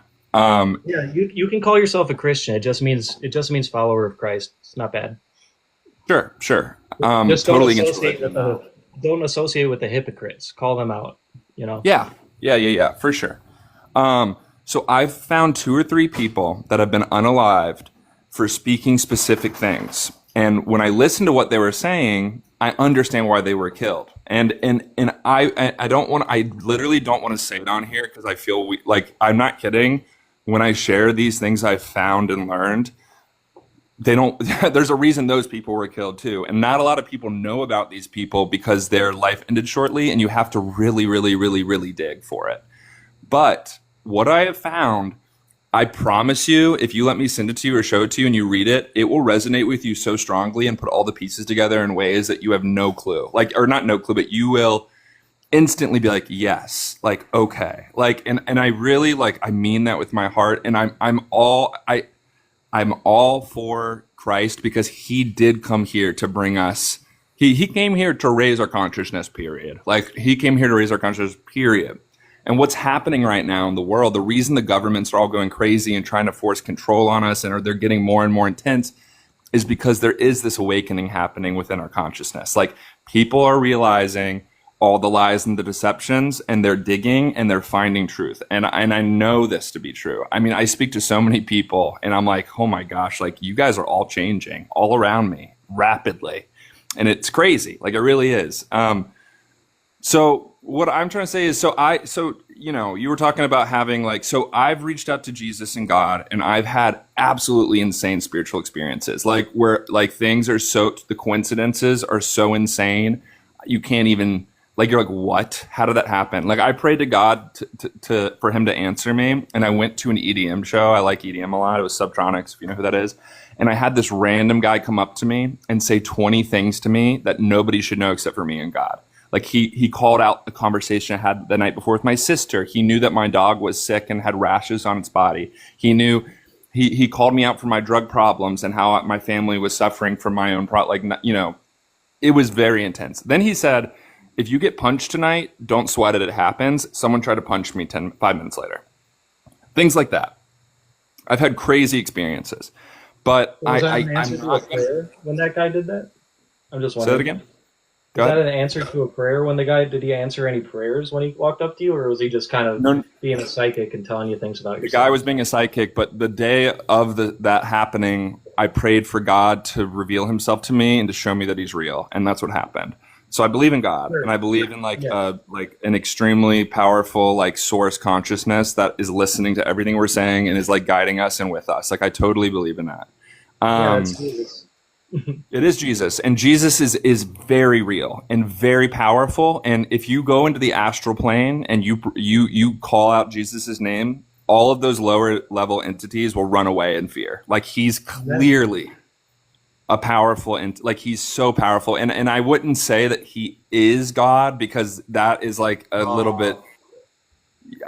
Basically, what I'm trying to say is when you say he is God, I would say God is like, let's just say the higher dimensions, like, I mean, everything is God in a sense, but like, I would say that he is like a pure drip of God's essence in a man. Like he is like the son of God in every matter. But to say that he is completely God himself, like that's kind of, I don't know. I guess it's how you describe it, but I'm not saying he isn't like extremely enlightened. Go ahead. I want to tell you what he said, because he said some profound things that make him uncomparable to any other human. One of the main aspects, one of the main points was that he accepted worship from other people. And when you see his disciples who are following him to a T and healing people even, except they were being worshipped and they say, no, I'm just a man, worship Jesus. Another point is Jesus claims to be eternal in that he remembers a time before Abraham was. He actually refers to himself as being someone, or as being there when Abraham rejoiced to see his day, referring to when the angel of the Lord appeared to Abraham when he was about to sacrifice his child Isaac. That angel of the Lord, I believe, is Jesus, and I think that you can see him over and over and over again in the Old Testament. When the angel of the Lord appears, that would be Jesus. Yes. Jesus Christ also claimed to be glorified with the same glory as the Father before the foundations of the world. So he claimed to be eternal. He's not just a human. Yeah, no, for sure. I definitely agree with you. But like, I also don't think he is like God. You know, honestly, maybe like I could totally agree that he is God incarnate. Like he is. Like I agree with you. But I think that God incarnate came down for a reason, and I know in my heart and soul that man twisted his words. I mean, just ask yourself. This was 2,000 years ago, and you have to understand, if you want to call it the devil or the evil forces of the world.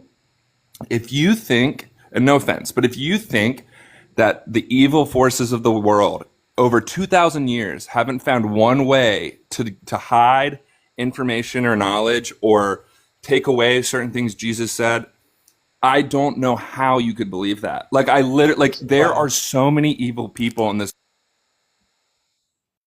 Well, this is why. I've got a reason. You're cutting out though. You're not. You've gone mute. You've gone mute, but I want to just tell you why. It's the point I brought up earlier. It's examining the early church and the early church fathers. The early church was persecuted by the Roman Empire in several instances throughout the Caesars. Various Caesars were persecuting the Christians, and they remained the minority group for the longest time, for the first 300 years before Constantine. During this time period, they were doing their best to preserve these manuscripts and these teachings. They were passing them down and scribing them. And then what we find is early church fathers, the leaders of the earliest church, who were preserving these manuscripts and had taken charge over making sure that they were accurately preserved, basically.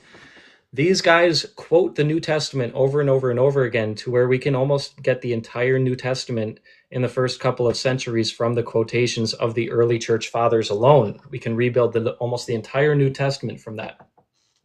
So these early church fathers were in the persecuted minority church that was doing the works that Jesus told them to do. They weren't manipulators. They didn't have major power and influence. They were not the majority group. And what we find, because we find the early church fathers quoting the New Testament, the teachings of Jesus, and those quotations are preserved, we find that the New Testament, when we compare it from back then in the early church father quotes, when you compare it to those ancient manuscripts, and also compare that to the manuscripts 10 centuries later, or even 3 centuries later, where we find the main, or the first, or the earliest whole text in manuscript form of the New Testament. What we find is there is variance, but those are like 99% spelling and grammar errors that change none of the context. So I would agree with that gentleman in that people use the Bible and the New Testament specifically to do corrupt things. But no, I do not agree with that man because in his proposal that the words of Jesus have been manipulated and corrupted, and we don't have the actual words of Jesus. The words of Jesus are preserved. The words of Jesus have been kept the same from the beginning. And the main point of Christianity, which is Jesus' deity and resurrection from the grave, has remained consistent. His teachings have remained consistent. We don't find any evidence of mass manipulation within the New Testament in the earliest sources. Hello, Josh. What's up? I'm chilling. Hell yeah. Enjoying your weekend? Yeah, doing my best. Oh yeah, man. You agree or disagree? Or what do you think? I'm an atheist. Dango. Yeah. So I guess I was gonna just answer the question of why I don't believe, because the rest is kind of, second to that. Yep. I was actually raised Christian. I went to like church every week for like 16 years. And I did have like strong beliefs for a long time. Like all my friends and shit were Christian too. What's But your language? uh oh yeah. I'm a trucker, so you'll have that. But anyway, yeah, it's like my whole life growing up, I was like a Christian and all my friends were Christians, um and like I did appreciate like the community side of it. I feel like I found a pretty good community in Christianity, as far as like being surrounded with good people that have good intentions for the most part. But like I prayed a lot, and like I don't know. Uh I just, one thing that like I always tried to like convince myself of, I felt like, is that I could understand what people were talking about when they said that they heard God's voice or they spoke to God or whatever, or like they could feel God telling them things or whatever. I know you're familiar with how Christians try to communicate that they don't really hear God, but they also do hear God at the same time. And There's many different ways that God can communicate and has right. communicated. Yeah, Many that's different ways.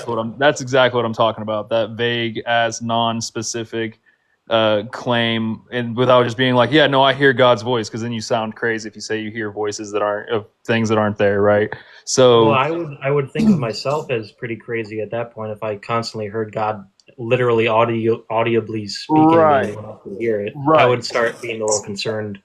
yeah. Well, I never heard anything. I never heard or felt anything that felt divinely original or um, outside of just my own mind and my own subconscious and my own emotions, right? Like I just never had that experience.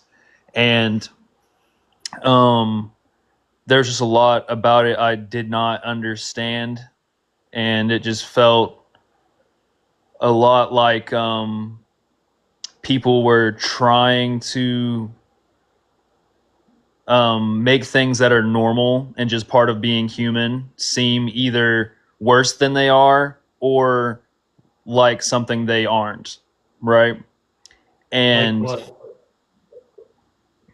oh, like for instance, having like a personal relationship with someone that they can't talk to, see, or demonstrate in any way that actually communicates with them outside of like vague claims. And to like, oh, I was getting ready for church this morning and everything was going wrong and I couldn't find my keys, and then I prayed and then God helped me find my keys. Like, okay, bro, like he's not gonna save the kids that are dying of cancer, starving, and underprivileged neighborhoods and countries. But yeah, he's going to help you find your keys this morning. You didn't just happen to look in the right spot because you took a moment to like gather your thoughts and, you know, stop letting your emotions run you around ragged, basically. People have unique walks with God, bro. That's the claim, sure. God's been with me in my worst times as well as my best. And what does that mean? It means I've suffered needlessly, but I still trust that God exists and that God is good. That's based off of the historical life of Jesus. That I No, I'm believe saying, what that. does it mean for him to be there? It means he's with us in the suffering. It means he's mourning the suffering. That's what Jesus revealed. He does not enjoy watching it go down that way. It means that this world is cursed. It means that the biblical account is true and that evil is running rampant on this world. It is biblically, from a biblical perspective, Satan's kingdom. So there's a free will entity here that is, I wouldn't say he's the sole cause of all evil, but he's a tempter, right, and deceiver. People are brought up with these deceptions and these temptations in this world, and that causes evil things to play out. God promises he's going to redeem it, and he gave us a stamp of evidence in history to show that we can trust him, and that stamp is Jesus Christ. Yes, that didn't really answer my question. Like, how do you know, like, if you're going through something hard or bad or stressful or whatever, how do you know in that moment that God or Jesus is paying attention or I cares? trust I trust that based off of the teachings of Jesus, which are extremely historically sound, How are they historically sound? because they've been preserved without error or mass or evidence of mass manipulation within the text. I'd say the opposite is true, actually. There's plenty of different translations and errors between translations Translations from literally make no difference. Translations make no difference to the Greek manuscripts that they are being translated from. The Greek manuscripts in question are not, there's no evidence of mass manipulation. There are variants between the manuscripts, but as far as those variants are concerned, almost none of them change the context. They're simple scribal spelling errors or small grammar errors, such as conjugation yeah, I think conjugation. if you're just Then looking at like a set of manuscripts, sure, but if you're talking about going from like the Torah to the Greek Septuagint to the New Testament, the Greek New Testament to the English New Testament to the different types of English Bibles, like it gets changed all the time. So But that's not how they're passed down. These translations of the New Testament that I'm referring to, just the New Testament specifically, they're based off of a ancient Greek manuscript record. That's the original language that all four of these Gospels were written in. They were written in Koine Greek, and the existing Greek manuscripts we can make up the whole New Testament based on Greek manuscripts, and those Greek manuscripts all agree when we analyze them. Textual criticism, it's called. They all agree to an infinitesimal degree. There are two passages that seem to be added in later, possibly. One of them is alluded to earlier in the first few centuries by one of the early church fathers. That's the story of the woman caught in adultery, which is an extremely like pro-woman type of story. It's calling for the equal treatment of this woman, basically, and calling out Pharisees for being sexist, I guess. And then also the end of the Gospel of Mark, but it's the end of the Gospel of Mark after the resurrection already happened and was talked about in those manuscripts. So when it comes to the places that are changed in context or seem to be added in, rather, it really doesn't change the context of Jesus's life, his ethical teachings, his crucifixion, or his resurrection. Those are all preserved. yeah, that's great. Like people writing and repeating tradition over a long period of time doesn't make it historically true, right? That's like Yeah, so to the refer to like story the of like validity of the it'd be a whole different topic. That's moving on That's like past okay. textual You'd have okay. So if you're gonna take like um the details of religious texts and beliefs being preserved over a long time as evidence of them being true and historically accurate, then you would have to admit that basically every religion is just as likely to be true as yours. No, so I'm not saying that that's what makes them true. I'm demonstrating how we can know that the manuscripts that where the New Testament is preserved, they there's no evidence of mass manipulation in those manuscripts. If we're going to talk about Right, but my historical question, validity, you said the story of the resurrection and Jesus was historically accurate. That has a specific meaning. It means it's something that actually happened and well, that there is evidence that it happened. I And didn't. I didn't say you're they're accurate. positive. I said. I do think they're accurate, but I didn't claim that just now. I said that they are No, preserved. earlier. That's why we got on this topic about the text. Earlier, you said it was historically true or accurate, and I asked why you thought that, and then you pointed to the fact that the writings and the traditions have remained the same according to how the Greek church fathers practiced and You wrote. were you pointed towards the fact that there's many translations. So I wanted to point out how we can know that what you said was not true, which is that that there's been many errors and issues with people adding things in and taking things out of the teachings of Jesus. I just wanted to demonstrate why we can know that we have what was written in the first century, or it's very likely we have what was written. There's also many other factors that play into this, including the quotations of the early church fathers in the first and second century, from which we can basically make up the entire New Testament. On top of that, the eyewitness reportage model that is used in all four of these gospels is sound.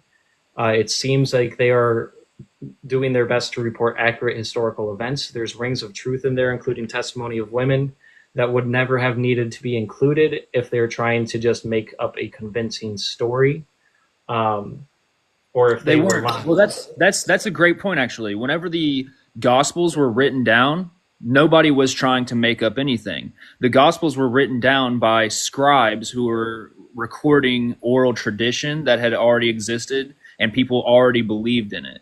So they weren't trying to convince anyone of anything when the gospels were written, right? They were writing things down that people were already convinced of due to oral tradition.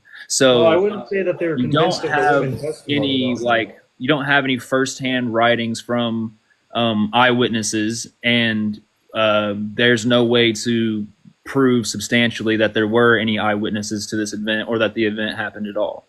No, you can't prove this isn't a bad dream you're having, though. According to that's a quotation from Cliff Knechtley, if anyone knows.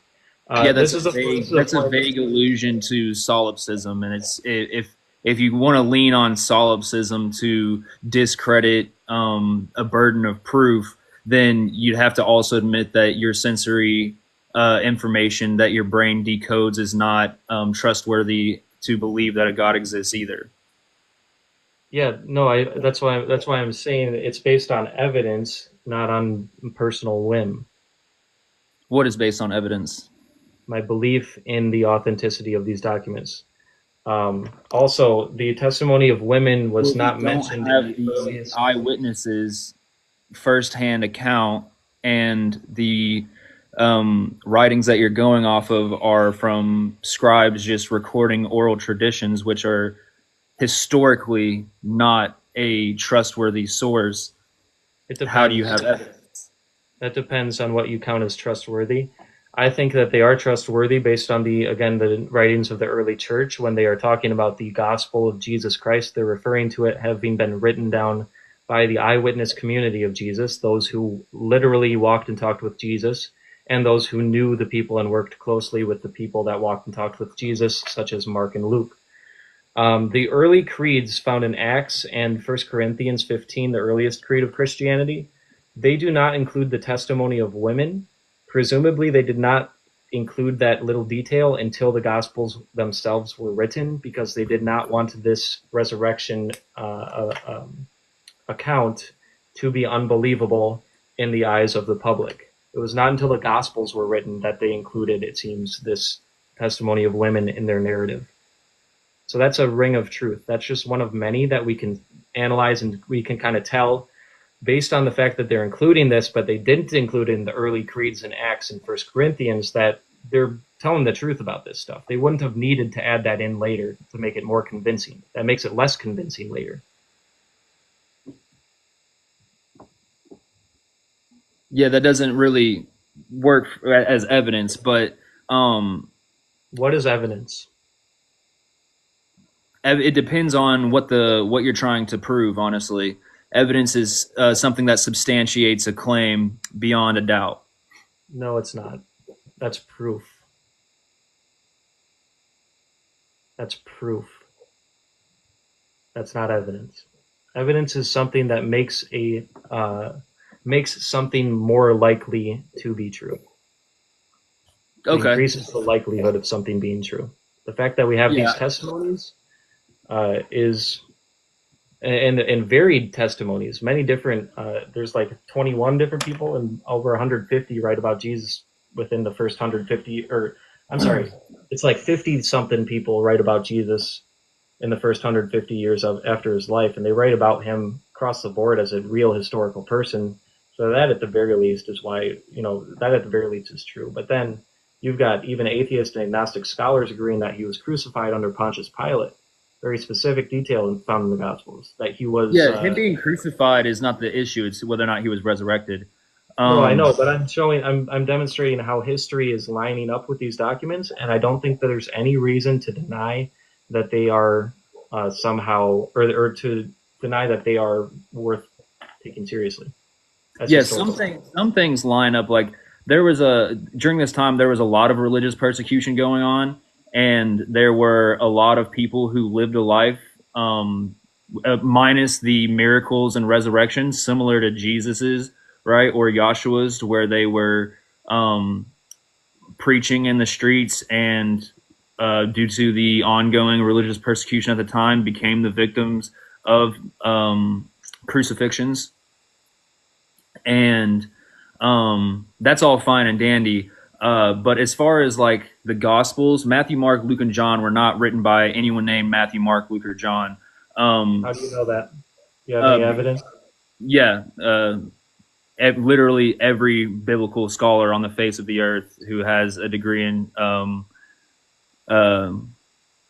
theology can tell you this. They were written by Matthew, Mark, Luke, and John were recorded by scribes writing down oral tradition between 50 and 80 years after the time that Jesus was claimed to have lived.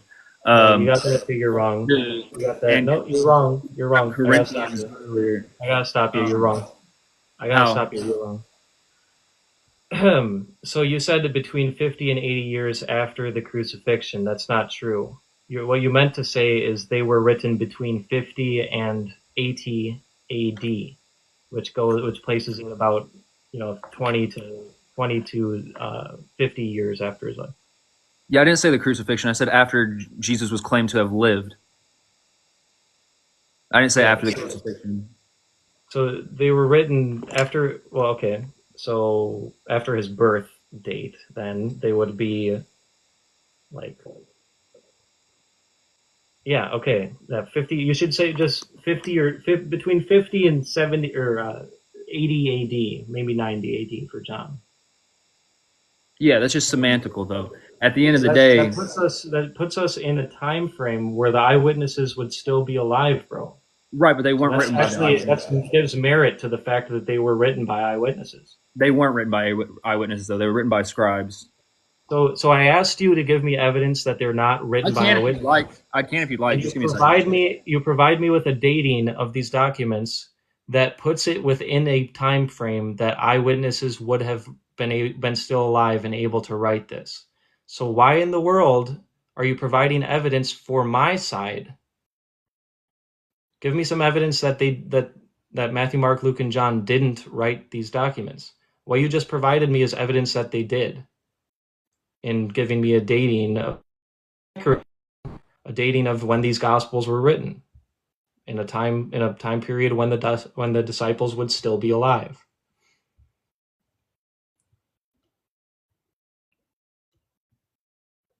Are you still there? Yeah, I was pulling up a credible source that you could go to. The first one that came up before you asked me if I was still here was the University of Princeton. The actual Gospels, and it's basically repeating exactly what I said. The Gospels or the Bible doesn't um, say who the authors of the books were. The author of the books were assigned to the books later on after the books were written, and it was scribes who wrote the gospels, specifically Matthew, Mark, Luke, and John. Now John, which was not John the apostle, not John Hold from the on, book hold on, hold on, because I gotta address that point. You're making a claim here, and I don't think you're Google it. being You want to I address it, don't think just you're Google being it. honest. I don't Just think you're Google it. being honest. Just Google it I then. don't, bro. Bro. Is I the studied. University of Bro, Princeton not a okay, good source? are we gonna have a conversation? Okay, you said Yeah. something, but it's still I not. It's didn't still just not say something. providing. I went and got actual research for you to look up, and you're not looking it up. Bro, I'm telling you, I've Googled it. Okay, I'm telling you, I've Googled it. I understand what your claim is. Now I want to respond to it. You gonna let me do that? Okay. Thank you. Okay. So the time frame you gave me puts it in a time period when the disciples would still be alive. The disciples had scribes, and the early church fathers talk about Mark being a scribe of Peter who wrote an account of his teachings down. That's one little point of evidence from the 2nd century where we find a tradition, strong tradition, talking about the apostles being the writers of the gospels, the eyewitnesses being the source of these gospels being written.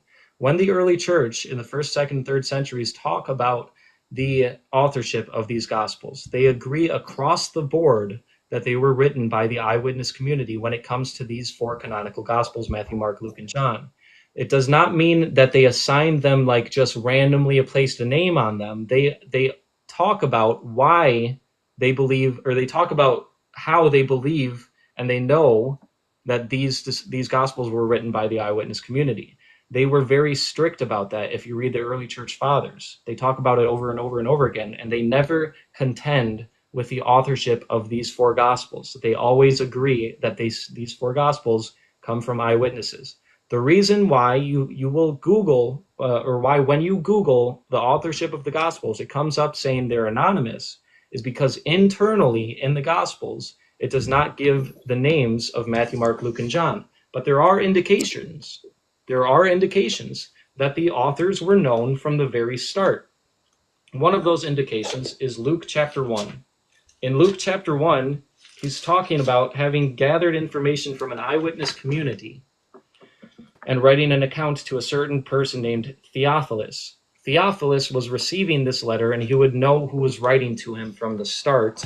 And there's no reason to believe, in light of all this historical evidence from the early church, and also in the text itself, there's no reason to believe that these documents were just coming out of nowhere and they just placed these names on them because they thought it sounded good. Another ring of truth for why the authorship is presumed to be accurate based on these early church fathers, and they're talking about the authorship, the only people who ever talk about it, is because they assign Luke and Mark as the authors of 2 of these gospels.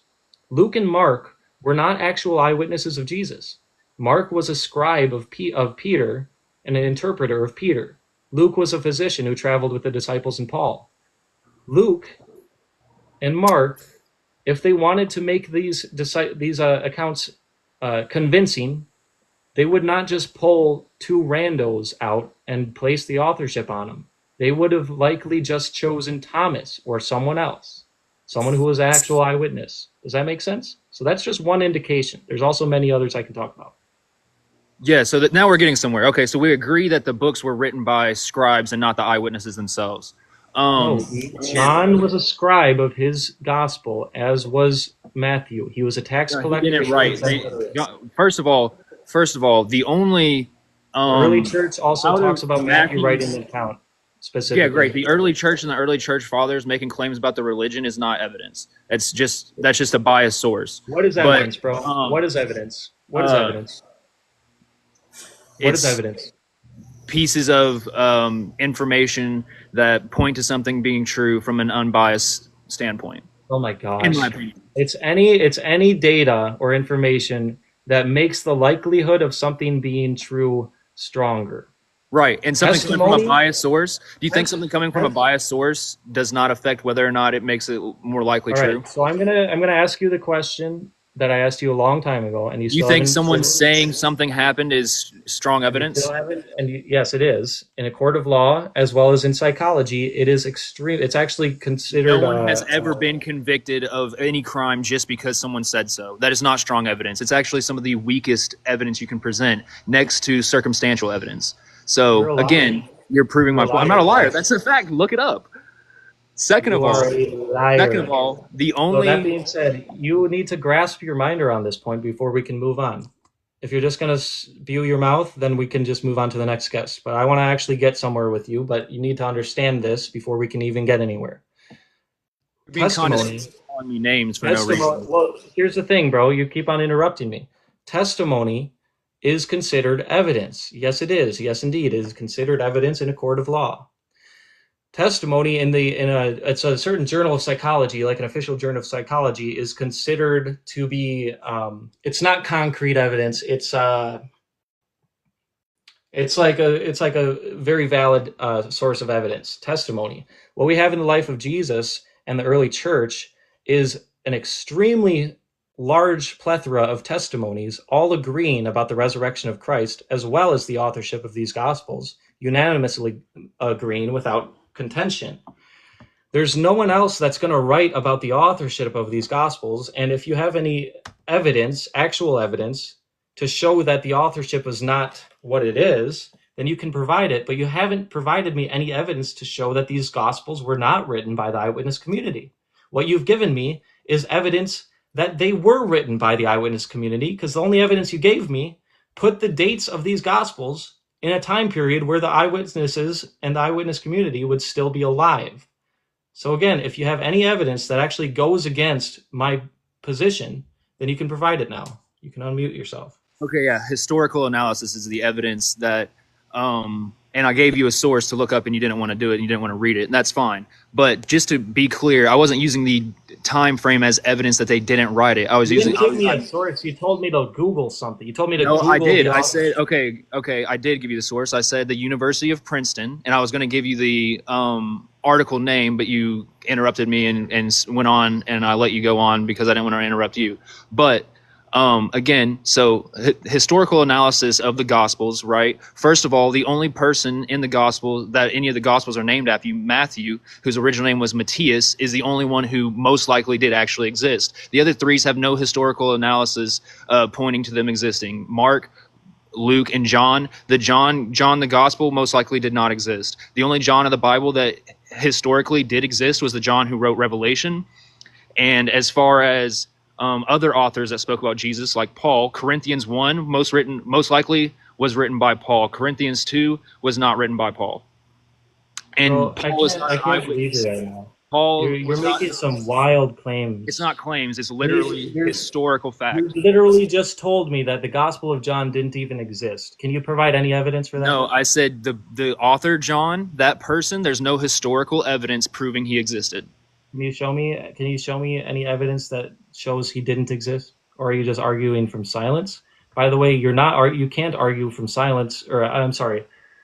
By the way, that's all you got, because the Gospels are evidence that the disciple John existed, as well as the first. No, they're not, because they're written by anonymous scribes. They weren't written by. They weren't written by the claimed eyewitness. You still have yet to grasp what evidence is, sir. I'm sorry. You don't know what evidence is. You don't know what evidence is. It's actually really funny. You agreed because with you've been my, so my, condescending this whole time, and you have no clue what you're talking agreed about. with my definition, bro. You already agreed with my definition of evidence, but now you're disagreeing with it. Yeah, somehow. definitions aren't function. Do you know the difference between definitions and function? If you're going to say that testimony is not evidence, then you are disagreeing with what you It's already. a weak type of evidence. Yeah, it's a very weak type of evidence, and it's only considered evidence whenever there is other tangible evidence to go along with it. And when the claim is a claim that can be substantiated by such evidence. So let me. You're making a claim like if someone said. Let me give you an example real quick. Before you rattle off, let me give you an example real quick. No, right? I'm just going to disconnect. We're done. That conversation was done. Tap the screen for me, all, if you like the live. Drop a follow. So basically, testimony is evidence. When you have one person telling you a testimony that, let's say, they saw my brother punch a guy on the street. They go to the cops. They say, yeah, Mitchell punched this guy on the street. Another testimony comes up. They say, yeah, we saw Mitchell punch the guy on the street. Another testimony comes up, says we punched a guy on the street. It says Mitchell punched a guy on the street, or says someone that looked like Mitchell punched a guy on the street. Let's say, all these people start coming up to the cop office and telling these testimonies. Well, it becomes stronger and stronger the more testimonies you have, depending on how well they align. If they are perfectly in alignment, then that's called into question as far as eyewitness testimony is concerned, because it shows evidence of collusion. But when eyewitness testimony is considered trustworthy, you find different details that may not always align, but the main meat of the testimony will align. That's what you find in the first century documents talking about Jesus. Maybe there's some minor details. You can point out some differences between the documents, maybe some inconsistency. But what you do find is a resurrection appearance and account that all agrees to an infinitesimal degree. You find an amazing ethical teacher named Jesus Christ who called for not being racist, not being sexist, not being abusive towards children, not being abusive towards slaves, and the freedom of slaves even. You got this amazing ethical teacher and a man who's claiming to be God in all four of these Gospels. You find rings of truth in these Gospels, including the testimony of women.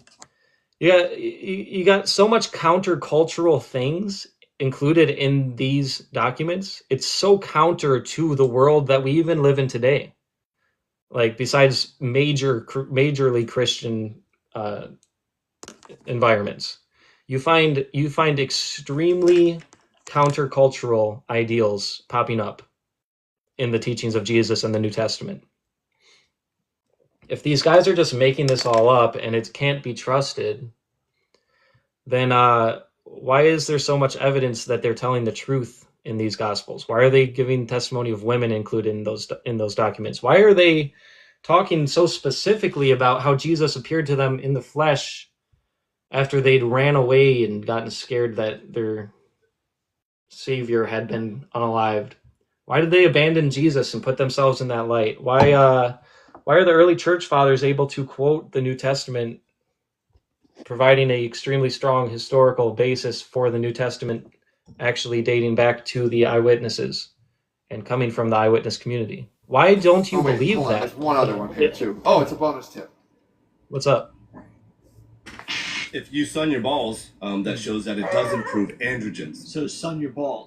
Oh, we're done with that. Coastier, I think I had you up here. Yeah, before. my phone died. I'm sorry about that. Oh, you're good. You're good. Yeah, no, I don't even know what the other guy was saying. I was a little bit confused in a way. Don't you think if I was God, I would remember the creation of the universe, like Jesus did? Yeah. Yes. I don't remember the creation of the universe. Do you? I think it's within you. God can reveal it to me, but I say that because you are a part. Your consciousness is a part of the consciousness that created the universe. I mean, period. Like, that's true. Like, it's kind of like. Does that make sense? Let me see. Only from a pantheistic perspective, which I'm not pantheist. So to me, What is the pantheist? What is that perspective? That all things are God. Yeah, I mean, Jesus literally teaches us that. That's in Jesus' words that we are all, God is within all of us. He says that, or he says that we are. Say it again. It says the kingdom of heaven is within you. No, he also says, like, he basically says, like, we are all. He doesn't say like specifically we are all God, but he says we are all like a part of God. God is a part of us, right? No, he doesn't. I'm going to need you to show me the Okay. verse. I have to pull up my thing, but here, so He essentially, quotes the Old Testament when David says, "Ye are gods," but that reference, that verse is in reference to worldly rulers and leaders. okay, so like here's part of my problem, and this is like contradictions that I have with like the Christian faith, right? So, and again, I still believe like I still believe Jesus is very special, but I have a lot of problems with a lot of the Well, he is. not even Yeah. let's just think logically. So, God creates us, right? In the Garden of Eden, and he creates man and woman, his creation, right? And his creation sins against, or what is it? Eve eats the apple or the fruit of knowledge, right? More likely a fig. Yep. Is that what I've never heard that? And brings sin More into the like world. So do you think God knew we were going to sin before this all happened? Because he's all knowing. So do you think he knew that we were going to fall into sin? Yeah, Or do you think he it's shown how he knew basically what was going to happen after the fall when he prophesies Jesus coming immediately after the fall occurs. He already so had a do you plan in mind to redeem the world. but do you think he made a mistake? No, I think Eve made a mistake. So did Adam. But he created those. That's his creation that made a mistake. He created free will entities because he wants us to be able to freely choose. That is important. If a being is going to be free, it needs the capacity to choose. And if you have the capacity to choose, you have the capacity to reject God if you so will, and to disobey God. That would separate you from the source of goodness. That is what sin is. So God created the potentiality for evil to exist. He did not create it with the necessary or with a need for it to exist. But he does Sure. redeem it and justify it. He makes it better. Okay. So my problem isn't. It's just why I don't believe this narrative. I don't believe that God made a creation that he knew would knowingly sin, and then his own creation that he knowingly knew would be flawed would send those creations that he created those creations, and he knew that they weren't going to be. He gave us free will, right? He knew that we wouldn't be perfect, but he created those things to knowingly send those things into eternal suffering and pain for eternity to be suffering and in pain. Like, when did any of us ask to be created and then in general to have eternal suffering? And it makes the narrative makes zero sense. Do you disagree that life is a gift Why nonetheless? would in the world would he create something that he was going to send to hell for eternity to suffer? My brother is a good guy. He's a good guy and he's not perfect, but he will never believe in God. I don't Nice. think that God created him to go suffer in eternity in hell at all. It doesn't. I don't understand believe your that. point. I get your point, bro. I've struggled with the same issue. But when you study Jesus's teachings on hell, this is how I take it, because I know the teachings of Jesus have been preserved um, as far as like we still have what Jesus actually taught. And what we find with Jesus's teachings is a lot of doctrine on hell. There's a lot of warning about hell. And I think this is why God does it, because he's also simultaneously revealing how God loves the lost and he wants them to turn from the evil that's leading them to this place. He's on a rescue mission more than he is sending people to that place. He's rescuing people from the mindset and the spiritual plague that causes people to choose evil eternally. That's what hell is.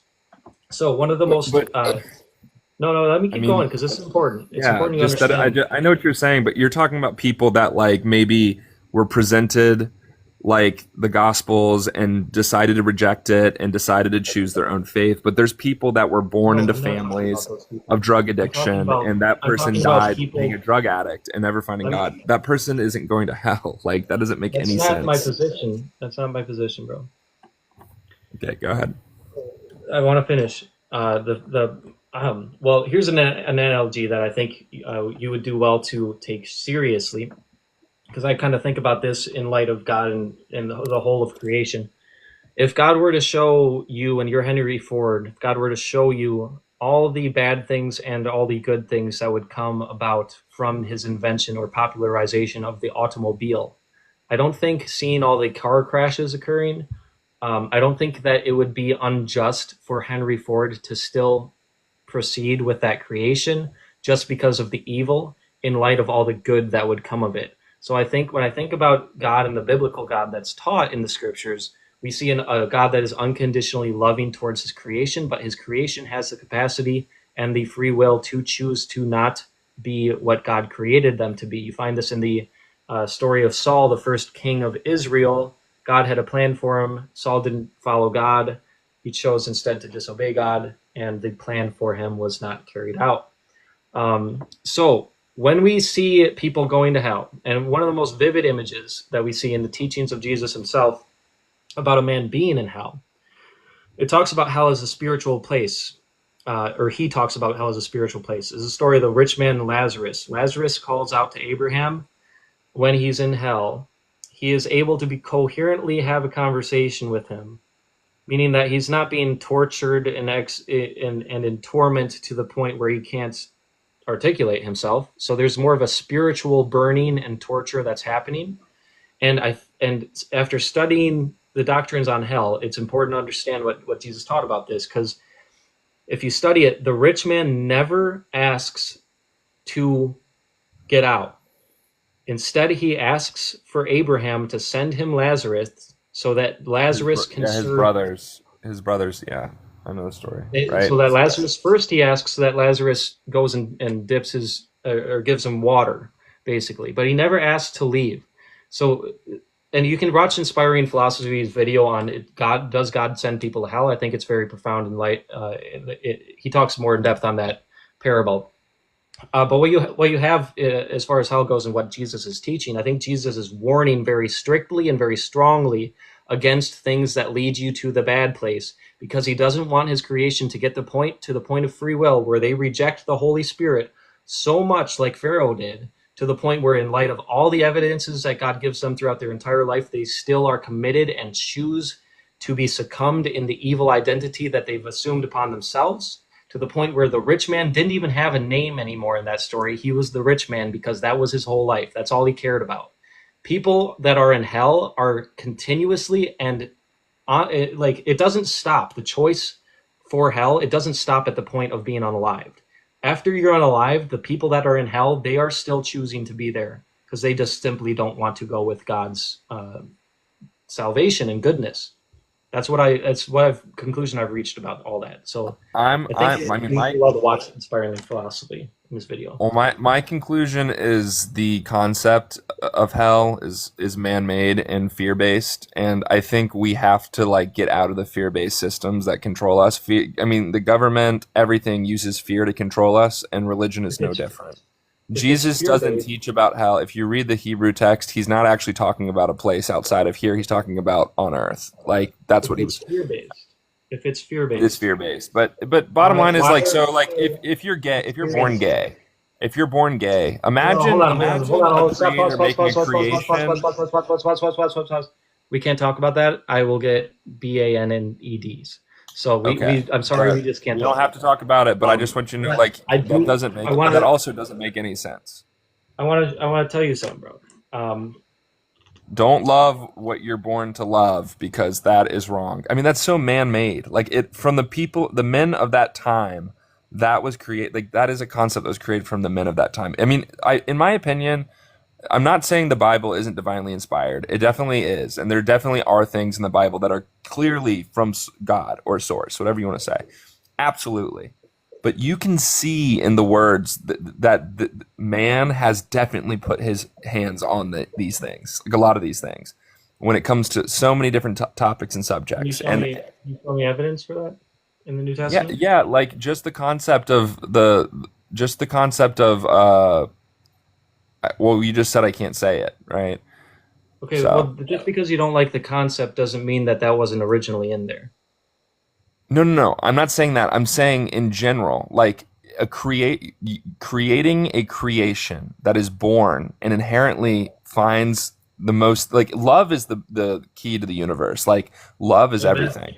And if you're born and you love a man and you're a man, to be eternally damned to hell for that thing that you were born into and born to love something, and you have to reject what you love in your heart, I need you to and pause. that's why it's not true. That part is not true. I'm not saying that there isn't things in the Bible that are true, but that is clearly your soul tells you it. Your soul. I mean, it's just indoctrination at that point if you're believing Here's that, the because thing. your soul will tell you that's not Here's why true. it's not.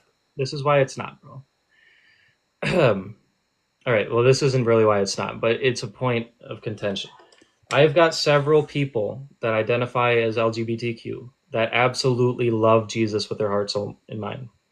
They understand the doctrine in the gospel, or not in the gospels. It's not really in there, but the doctrine, marriages, but not that specifically. The doctrine specifically of like Paul when he's talking about these things in the New Testament. It's consistent in the Old Testament as well, which Jesus, he reads out of quotes and affirms. So that being said, I don't think that because my friends that are in that mindset biologically are on the way to the bad place. I think they've accepted God's salvation, which is in Jesus. I think they've accepted God and they have a relationship with God that is everlasting. Just because they have a sin in their life doesn't mean that it's causing them to go to the bad place. What's causing them to go to the bad place is the loss of identity to the point where they are rejecting God so much and rejecting the source of goodness and the Holy Spirit so much that they literally cut off all connection with God. They will never want to choose Him. That's what I've concluded based on the teachings of Jesus. But I want to ask you a question, though. This is Why would you important. think it's a sin, though? Why do you think it's a sin? Well, I would say biologically, it doesn't seem to be beneficial for the race. I think that my heterosexual sin is far worse, though. That being said, we need to stop talking about this because my account's gonna be Sure. banned. We can leave the subject. We can leave the If subject, hell, but I if just hell, think if hell does not exist, as you say, then why are there so many NDE accounts of people experiencing hellish things, including demonic attacks, and actually going to the bad place in these NDE experiences? If it doesn't exist, and we should just write it off as just a lie of human creation, then why are these people having spiritual experiences with hell? sure. So why are there so many that could go the same way for other things? Why in NDEs are there always stories of there's many stories of atheists that have NDEs that don't experience going there. They experience love and all, like, if you would assume that if an atheist had an NDE, they would go straight to that place, right? But Why would I instead assume that? they're greeted Why the hell would I because assume that? because they're rejecting God their whole life, and then they die, and their NDE has nothing I to don't do know with it. I don't know. I know God is merciful, though. That's what I do know, based on the character of Jesus. when Goodness in the gracious, Bible I'm does not it say gonna that you're call. I'm going to not get, gonna call but every what is a atheist. life, the life review? Yeah. Where does that show up in the Bible? I thought it was judgment. Like, Yeah. when, show me, is there any Judgment. NDEs Right. where you meet God, there's God judgment NDEs? Because I've never heard Yeah, of one. you will provide an account for every word that you ever spoke to God. That's right in the Bible. I know, but I'm saying the NDEs I'm talking about. I'm saying, what NDEs do you have of people experiencing that? I don't know specific. It's been a while. John Burke, I think, What I'm had s- it like. what I'm saying is the NDEs that happen always seem to be like you go and have a life review and you see all the things you did wrong and the things that you did right, and like, I mean, and they're like on a screen, and like, I mean, I have a whole different perspective of what's actually happening, and it's nothing to do with that. But what I'm saying is, like, the people that go and experience hell and then they come back and tell the story about it or whatever. I don't think that inherently means that it's real or not, because basically my thought is this, right? So, and this is going to sound a little bit cuckoo for Cocoa Puffs, but there are, in my opinion, higher dimensional beings that are basically so much more advanced than us in spiritually and technologically, and I actually believe that they live, or they're in higher dimensional planes of existence, period. You don't want But me to start praying to we these things instead of Jesus, do you? I'm not gonna do that. no. I'm just saying like there's more complexity going on than just this guy had an NDE of hell, so hell is real. Like things are way more complicated than that. Things can be planted, like memories can be planted, experiences can be planted. I'm not, and I actually think that hell does exist. I think there are. I mean, clearly, if there's a heaven, there's a hell, and I think there's higher dimensional planes and lower dimensional planes, and we just use these words to describe it. But we've really used these archetypes to just think bad place, fire and torture, good place, angels in heaven. Like I think it's way more complex than that. And I just it's what I mean. What do you think? You don't think you think that it's just this simple that you do bad, you don't read this book, you go here, you reject God, you go Oh my here, you do God. good, blah blah blah, you go Did you here. not hear I think my it's bro, my whole story on what my belief on hell based on the teachings of Jesus? Did you well. Can we like look at those right now? Can we look at those together right now? Can you read them to me? yeah, we can read the story of the rich man and Lazarus. Let's do it. Hold on. We just did the rich man Lazarus. Is that the only one? I didn't read it to you though, but that's the most that's like probably arguably um the most in detail or in depth teaching on hell that Jesus gave. And I think it's very rich in its symbology. It's found in Luke 16.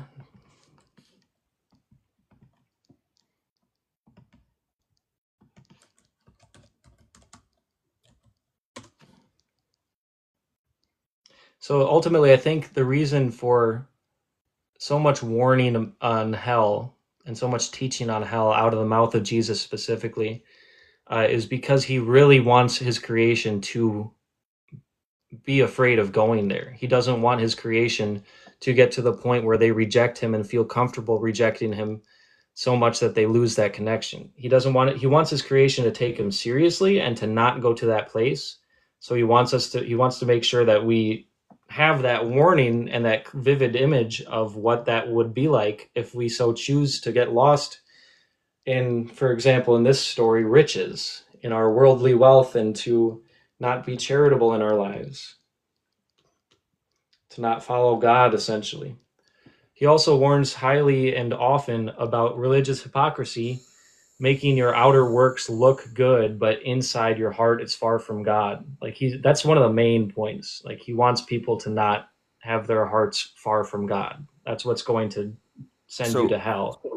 I'm reading right now, and I'm reading this right now off of somewhere. Jesus never spoke about hell as a place that you go that's separate from earth, ever. Ever. So he spoke of a place called Gehenna, Gehenna, or something like that. And he's speaking about a place on earth, and he's making a metaphor. It has literally. Yeah, So really quick, go ahead and search this. Search this for it's me. a dumpster. I know. I'm familiar. It's Okay, a dumpster pit. so why is that? Why is that what you're describing? Like, how did you make that cross reference? Well, If that's what that is. Well, I'm kind of glad that you brought it up because it's another symbol, as often Jesus speaks in. This is the place where they would just go and burn all the trash, basically.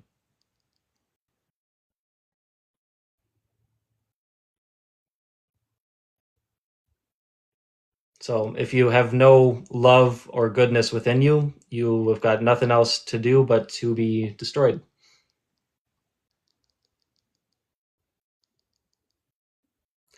He talks about this hell in this story as a spiritual place, though. If you want to read the poor man and Lazarus. I'm trying to read it, but I can't do that because my phone won't let me. Well, I'll read it Talk for to you. you. It's Luke 16, chapter 16, verse 19 through 31. There was a rich man, says Jesus, and he habitually dressed in purple and fine linen, joyously living in splendor every day. But a poor man named Lazarus was laid at his gate, covered with sores, and desiring to be fed with the crumbs which were falling from the rich man's table. Besides, even the dogs were coming and licking his sores. Now it happened that the poor man died and was carried away by the angels to Abraham's bosom. The rich man also died and was buried. And in Hades he lifted up his eyes, being in torment, and saw Abraham far away and Lazarus in his bosom. And he cried out and said, Father Abraham, have mercy on me, and send Lazarus so that he may dip the tip of his finger in water and cool off my tongue, for I am in agony in this flame. If he was really burning alive, you wouldn't be able to get a word out. So this is a spiritual place more than a physical burning place.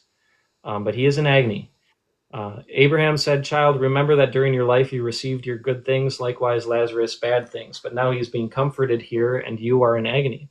And besides all this, between us and you there is a great chasm fixed, so that those who wish to come from here to you are not able, and none may cross over from there to us. And he said, Then I am going to ask you, Father, send them to my father's house, for I have 5 brothers, in order that they may warn them, so they will not also come to this place of torment. But Abraham said, They have Moses and the prophets, let them hear them. But he said, No, Father Abraham, but if someone goes to them from the dead, they will repent. But he said to them, If they do not listen to Moses and the prophets, they will not be persuaded, even if someone rises from the grave. Yeah. Okay. So let me ask you this, right? Just to be the devil's advocate here. I don't like that. Could you not perceive this as something he's referring to as something that, like, let's just say heaven and hell are on earth, and your experience, like, let's just say heaven is heaven is within you or inside you. So you create heaven on earth. Like, your world, if you get rid of all your sin and you follow God, your world will turn into heaven. Everything will be good, right? You'll have great family, great friends, you'll have a good life, you'll have children, everything will be abundant. Therefore, you will experience heaven, right, on earth. Just as if you do not and you sin and you do all these things, you will experience hell on earth. Like, I don't see how this couldn't be perceived as something he's talking about. Based on your actions, you will experience heaven or hell, but on this plane of existence, not in some separate place. And I'm reading right now a lot, and people are saying it really, like, this is argued, but it really, I guess you could perceive it both ways, but a lot of people argue that he was not talking about a place outside of after death. And there isn't a lot of evidence that this is after death. So I want to read to you Luke 16:22. Now it happened that the poor man was unalived, and was carried away by the angels to Abraham's bosom. And the rich man also was unalived. So the story takes place after they're both unalived. Maybe it's on a spiritual plane that is layered under or on the earth, but it is indeed a spiritual place that is different from a physical earthly place or dwelling. Well, you said this story takes place after. So explain, I'm a little bit confused because you said, because he's talking to him, right? Yeah, so before this story takes place and they're talking to the rich man who's lost his identity and his riches is talking to Abraham and asking him to send him the servant Lazarus, who was a servant in his life and still caught up in all the worldliness, notice. Before that conversation takes place, it's verse 16:22.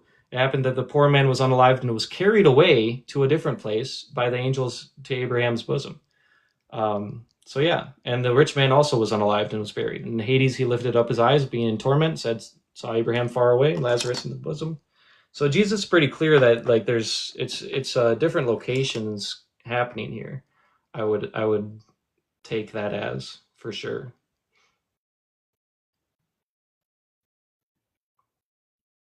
I'm reading the story right now. I think he was using Gehenna, the physical garbage dump, as a symbol for what hell is, which is why I'm inclined to believe that the souls in hell, if they never choose to repent, if they truly never choose to repent, then it's likely that God just destroys them, their identity is wiped out.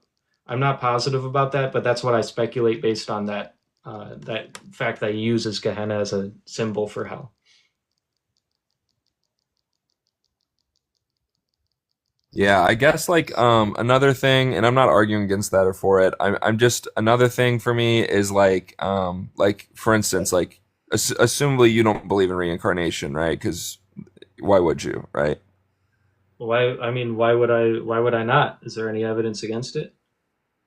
Well, there's a lot of evidence for it, but I'm just saying, like, the Bible doesn't subscribe to reincarnation whatsoever. Because I think there's a specific verse that says, like, you have one life and you will be judged or something like that. I'd say classical Christianity wouldn't interpret that passage as allowing for reincarnation, but I'd say that the mysteries of what happens after we are unalived and the mysteries of what takes place in that judgment is up to God, and I do not know. And that being said, the fact that there is evidence for reincarnation, it could draw me to the conclusion that reincarnation exists. I have gone back and forth on my position in that over the years, but there is also passage saying that John the Baptist was Elijah, which is interesting. I guess he says he rejects that and says he isn't or something like that, though. I don't think he does. No, Jesus. He Jesus says, called I him think that. he says, like, I think he does. Or I just was reading this the other day, but maybe I'm wrong. I didn't go deep enough Yeah, I to think you're feel wrong on confident. that. I think you're wrong on that. Let me Google it quick.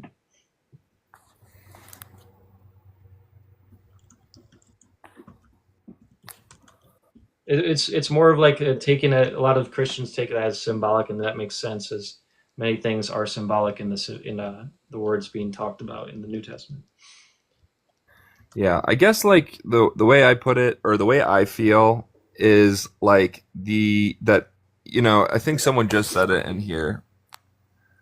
Um, that was programmed into you. Stop lying to yourself. Blah blah blah. I think that there's a lot of programming going on because like it's just like my gut. I don't know. I sometimes feel like God is within us and like when my soul screams something, like when my soul is telling me something and I feel it so deeply and innately within me, I feel like there's something spiritual to that.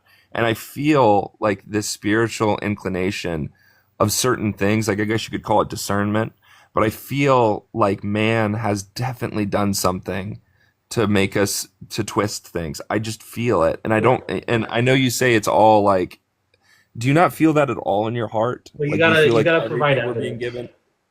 You gotta provide But evidence, and in light what of the I know, textual okay, let's criticism. like Yeah, okay, well, in light of the preservation of the New Testament, specifically the teachings of Jesus, I think that it's far more likely the case that the issues you have with the Bible are simply how people have taken the Bible and used that text to basically pervert it and go against what Jesus is clearly teaching in it, and use it as an excuse to abuse people, such as the slave owners in the 18th century who ripped out pages of their Bibles and gave them to their slaves, and they just pointed out the spots that said slaves obey your masters to them.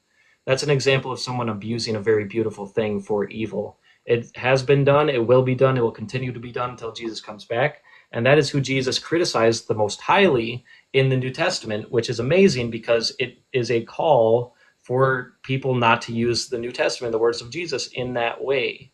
And so many people have, and I think that's the issue. The issue is not that the teachings have been perverted at their core and in their preservation over the years. They've remained consistent. If you check out the textual criticism, the manuscript record library of it, they remain consistent. It's simple as that. The teachings are preserved. They come from the eyewitnesses, but they have so been used. Again, they have been used for evil purposes, not that they are evil in their essence or their words. so like historically like so what I call it is it seems like mankind keeps getting a reset and what happens is every so many thousands of years there's this big reset where everything is wiped and everything becomes like and all the people that come on new don't know the true history or past but there's remnants of the past constantly so you can look at for instance like there's a new finding from the Egyptian pyramids. I don't know if you've seen this but it has like these pillars that go so underneath the pyramids there's these pillars that are like 3 times bigger than the size of the tallest building on the planet and the pillars have these like intricate spirals going down and like it's very complex very very like insane and clearly the Egyptians weren't what we were taught right they weren't just these like they just didn't bury their people in tombs like it was they were a very advanced society and civilization. Have you seen anything on this new finding on the Egyptian pyramids? I mean, it's crazy. Like, if you haven't seen it, highly recommend looking into it. It's That literally crazy. changes nothing about the way I interpret the scriptures, though. Like honestly, So what I'm saying is, what I know that what you don't how you interpret the scriptures, but I'm it saying doesn't change Jesus at all. I'm aware, but I'm saying No, like so I'm wondering where you like what are you getting at? What I'm getting at is we can see that there is a very, very, very advanced there's a very advanced there are very advanced beings on this planet that are much more advanced than us, right? How hard would it be for them to create like a narrative for us to fall into a belief system and keep us stuck in a certain place? Like, how I hard would don't it be think for them to Jesus do would that? be that. I think that if they were trying to do that, the words of Jesus would not be the way to do that. And making us worship Jesus as God would not be the way to do that, simply because Jesus calls for the equality and the good, the loving treatment of all peoples, and not being racist, not being sexist, not oppressing minorities of all kinds. That is what Jesus calls for, and it's not a bad thing at all. But like I said, I believe Jesus came down to teach us that we have divinity within ourselves. Like, we can be just as powerful as Jesus and do all the things he did. He says it in his own words. You will do things Yeah. greater than I, right? He says that. Yeah. But he doesn't. So He doesn't call us. He doesn't say that we're all just like him, though, right? You've already agreed to that. yeah, but I'm saying He's more special. what I think the church did is they put him on a pedestal and made us worship him, right? Oh Versus no, us. they were worshiping him in the first century. Pliny the Younger, extra biblical evidence points to the very earliest Christians were worshiping him as God. That's what Jesus wanted. He wants us to worship him. He called for his disciples to in the gospel. He never wanted us to worship him He ever. told us to honor him in the same way we honor the Father, and anyone who does not honor him in the same way they honor the Father is basically not honoring the Father. He definitely didn't. I don't agree with that. I don't think Well, so. that's what Where Jesus does he say says. that? What Jesus He says. says he wants us to worship him like a god. Yeah, and then he accepted worship from Thomas and Centurion, the whole family, the whole household of people he accepted worship from. He forgave sins too. This is what I'm saying, dude. Like, you just got to do a little bit of a deeper dive into Jesus, I think, because he's claiming to be God in a Jewish context, like no other person is, and I think he's worth taking seriously as that image of God in your life, because it's a very specific image, and his teachings have been preserved. You can check that out by taking a look at the textual criticism of the New Testament, especially in the first 3 centuries, what was going on with the preservation of the texts by the early church. I guess Jesus okay. is I'll let you get a new guest, and I'll end it here. But I just want to okay. share with you. I want to share with you why I'm weary of things in the way that I am. And I know you're like saying dig deeper into Jesus, whatever. I like I said earlier. I've found a couple of figures, like 2 or 3 people that were unalived mysteriously. And the things that they were teaching and sharing were based on, like, these people worked in like the government, were like ex-government, and then they got ousted, and they like spoke, and they're like, I'm like, people that were like on the run but trying to get out the information before something happened, and then something happened. And the stories that they were sharing, the things they were saying, basically are all about how like religion has been twisted and is a huge, not a farce, but like it is huge deception. And that's one of the main things they were sharing. And it's very deep, but like for me, it's like, why were all these people killed instantly? Like, whenever I see someone that's killed or unalived, whenever I see someone that's unalived, they have to be saying something that is important that these people don't want us to know. And we've had all of these what do you call them, secret societies, right? You look at like the Knights Templar, or you look at Yeah, like let's not get too deep into that, Freemasons, or man. all these Let's people. be careful. There's hidden knowledge and hidden secrets and stuff, and there's things that I think the general population just doesn't know or doesn't understand. I think there's a lot of Yeah. depth of things that we don't understand, and I Yep, I was a think cultist. religion plays I a was an huge occultist. part in that. And I feel it in my heart and my soul. And I'm not saying praise Jesus. I love Jesus. Jesus is I want to follow Jesus as closely as I can. I really do. I think Amen. that's important. 100%.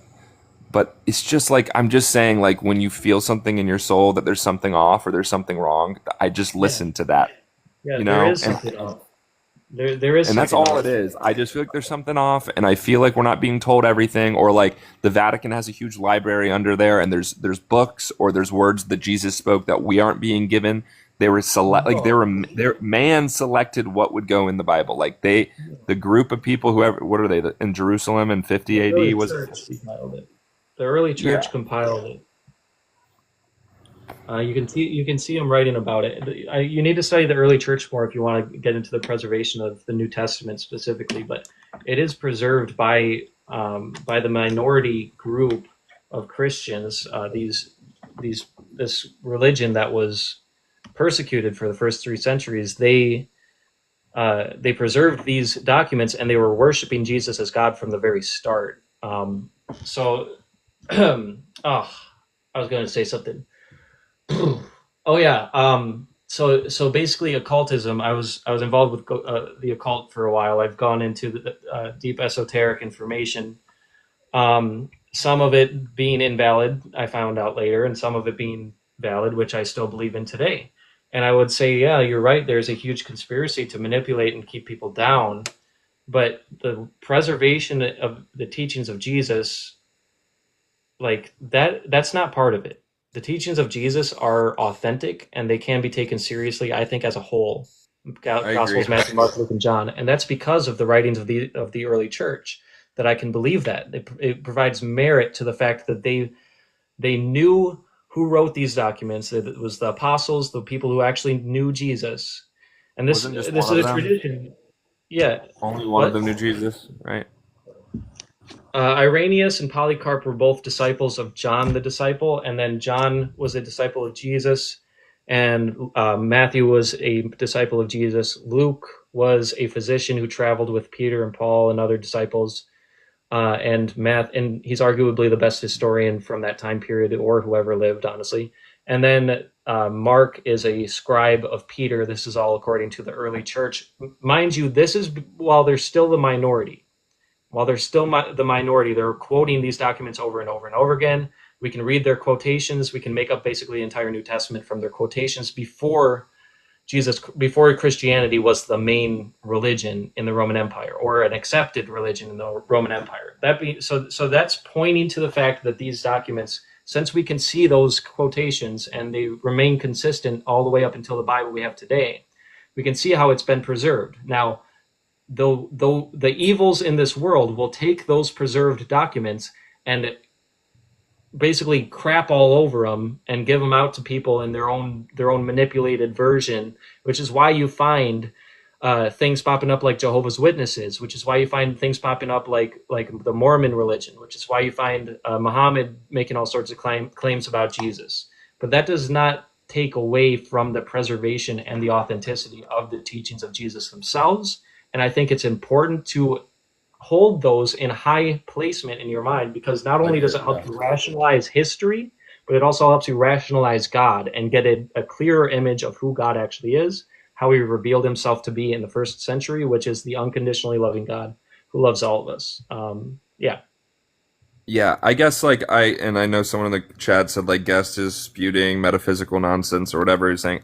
What my thing is, like, if you're a Christian, I think that shouldn't mean that you're not willing to ask questions and dig deep because I feel like, a lot of times what happens with Christians and people that are really deep in the faith and believe every single thing in the Bible word to word, I think like it locks you in a thought prison where you're not willing to a lot of times anyone who's religious they're not open to new ideas. They're not open to looking into things deeper and asking more questions. And I have a big problem with that. Like it really bothers me because it feels like it's contrived and created in a way to keep us. I don't know. Like it feels like in my heart that it pins us down in a way, and I don't like that. Like it annoys me, and I don't know. I understand 2 points. Jesus doesn't teach either. Jesus doesn't teach that. Jesus doesn't do that. Jesus taught against this. He said, "Test the spirits; you will know them by their fruits."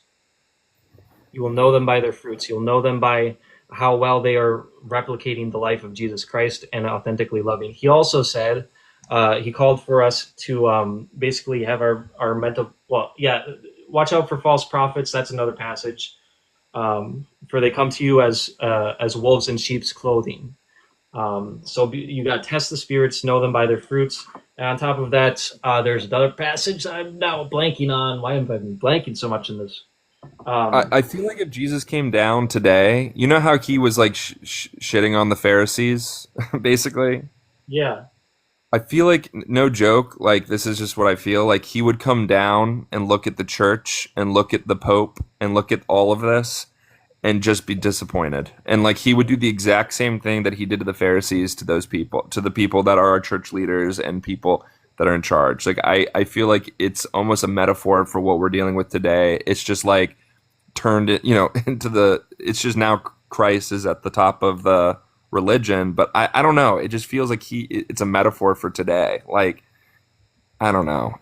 Yeah. Do you know I Jesus don't know what said to do that? because my soul and my heart is fighting against what I read sometimes, and I feel like there's got to be a problem if that's what your heart and soul is doing. Like, it shouldn't do that. Like, you know what I mean? Like, you should feel it in your gut that this is the utmost truth, and I don't feel like it's the utmost truth. I feel like we're being not given everything. Like, I feel like we're not being told everything, and I think reading Jesus's teachings and following the Ten Commandments, you can't go wrong with that, right? Like, there's nothing wrong with that.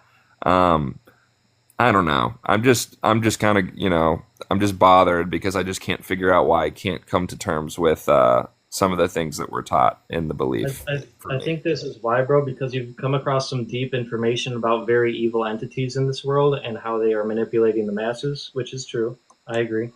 But I think it's important for you to study the preservation of the New Testament specifically in the first 3 centuries and how many quotations and whatnot we have. See what was going on with the people that were trying their best to preserve those documents, and see how they line up with the Bible that we have today. And virtually nothing's been changed in context. Once you check that out, it's going to be a lot easier to read this book with a mindset where it's not that you're trying to like seek out places where it might have been manipulated and being trying to manipulate you and your entity. You can actually read it with an openness and a willingness to understand what Jesus is saying here, knowing that these are the accurate words that were recorded by his eyewitnesses. That's what history just points to. That's literally just it's doing historical analysis on these documents and seeing how the church was persecuted in the first 3 centuries. The evil entities in this world did not have their hands on these documents in the first 3 centuries, Well, the early at least Christians were not to the persecuted, extent right? that they did the Roman Empire or the Jews. The early Christians were persecuted, They were persecuted several times by several Caesars. Yeah.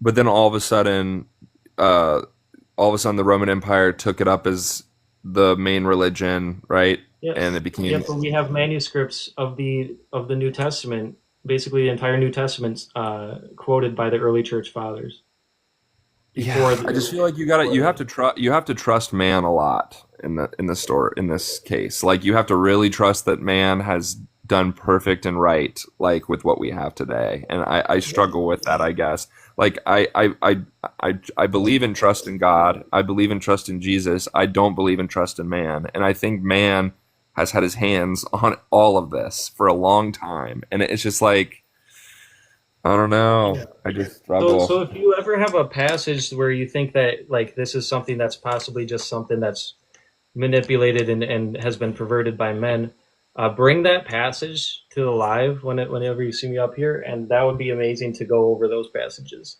But I don't think I think that basically when it comes to the Gospels and maybe not all the teachings of Paul, but most of the teachings of Paul, what you find is extremely high ethics and pretty amazing calls for love and equality throughout the entirety of the New In Testament. the New Testament. But the Old Testament seems like God was an evil deity. Like, and then all of a No, sudden he's it like doesn't. graceful and gracious. Like, That's very that Gnostic makes no sense interpretation. either to me. God is actually just as judgmental in the New Testament when you read the book of Revelation and the warnings of Jesus about end times and what's going to be happening on end times.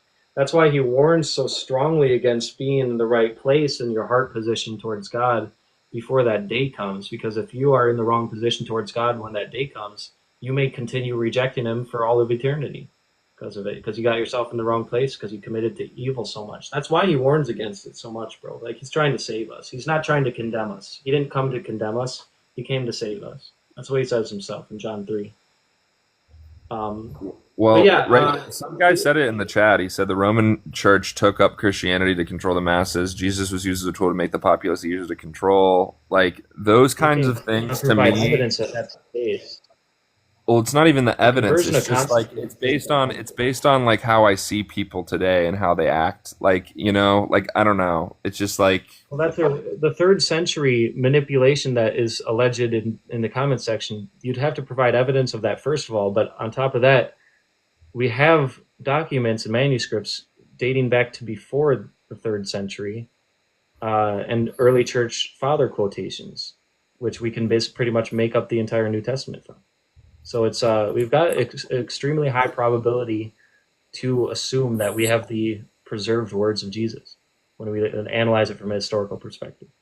it's to me it seems like only recently like mankind has started to evolve in a spiritual sense, and I mean that like outside of the church, like more people are realizing things that they're able to do that we weren't able to do before. If you've seen the telepathy tapes, you don't have to believe it or not, it's more pseudoscience, but like abilities like telepathy, like us understanding astral projection on a large scale, like there's more people that are understanding like we're able to leave our body, and like we have like I mean, we're clearly spiritual creatures with a lot of abilities that we've never known about or we're never told about. And it's always been kind of like dug down deep, and it's been like, under the covers. And now with the internet and all this stuff, it's coming to light. More and more people are understanding and learning about what we're able to do, what we're capable of, and reaching enlightenment, in my opinion. And it's funny how as we're doing this and as it's becoming bigger and bigger, the governments and all these things are just getting more and more controlling of us, and things keep seeming grimmer and grimmer with the way that they're trying to take over. Like just with the smart cities and Revelation talks all about it, like the mark of the beast potentially coming into play. Like it seems like as we are getting to these understandings, all these things are falling down on us, and it's like it hasn't been until now that this is happening. But we've always had Christianity. We've always had the faith, but not, all of a sudden now we have the internet and we have all this more understanding and more knowledge. And as this knowledge is coming out, more understanding, now everything starts to get intense and crazy and serious. And in my head, at least it makes sense to me. I guess the way my brain makes sense of it is like, of course, because now we're unlocking and understanding all the things that we can do. And that's what the powers that be don't want us to have. So they're trying to stop us. Like that's what makes sense to me. But for like if you're a Christian, you hit a wall. Like you're never going to go into those places. You're never going to learn about yourself. You're never going to dig deep into the spiritual stuff because it's a cult. It's demonic. It's evil. I think that's a lie, because that's not what happened in my experience. When I accepted Jesus and he started coming into my life, I started praying to him and becoming a Christian, which I was very against at the time. My spiritual gifts and connection only increased exponentially, and it's still increasing to this day with Jesus. Like it's amazing the amount of communications I can receive from him on a daily basis if I so choose to get close to him. That being said, can you explain what those are or what you've had experienced? Synchronicities, let's just say.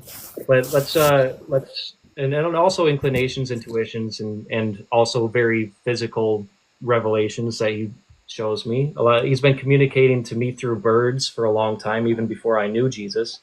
But that being said, words or birds? This is all personal experience. This is all personal experience in my communications with God. What Jesus, I want to point out to you, because I think you want Jesus to have told humanity in his Gospels and in his lifetime all about these, like, oh, you can just snap out of your body and all this. If someone learns astral projection, which you and I both know they can learn that without getting to a place spiritually where they're morally good, someone learns astral projection, they're a perv, they can just go to their neighbor's house and watch their neighbor shower, right? It doesn't make it a good thing just to be able to have that ability. And you don't necessarily need to vibrate on a higher frequency or be a moral person in a sense to be able to reach that point of doing that. Jesus pointed this out when he's talking to Nicodemus, why he doesn't teach certain things. He said, if I were to tell you heavenly, or if I'm telling you earthly things and you do not understand them, why do you think you'll understand them when I tell you heavenly things, when I tell you of heavenly things? So it wasn't his mission to come and tell us about all the amazing abilities we can have. Now, there are tons of them that are listed specifically by Paul, that are very spiritual in nature. These gifts that many Christians experience, even people who have the Holy Spirit that don't necessarily haven't grasped the whole Christian worldview yet. People get these spiritual gifts, myself included, before they even really have a relationship with God that people would call Christian sometimes. So this isn't something that is like it needs to be taught by Jesus. Jesus taught what he needed to be taught so that people would be less sexist, racist, and abusive towards minority groups. That was like one of the main things. And then also to provide a foundation to understand eternity. We have eternity in heaven waiting for us, in that he perfected the human body, he perfected the human nature. He took upon himself to take on the wrongdoings of all people. He's showing God's unconditional love and forgiveness.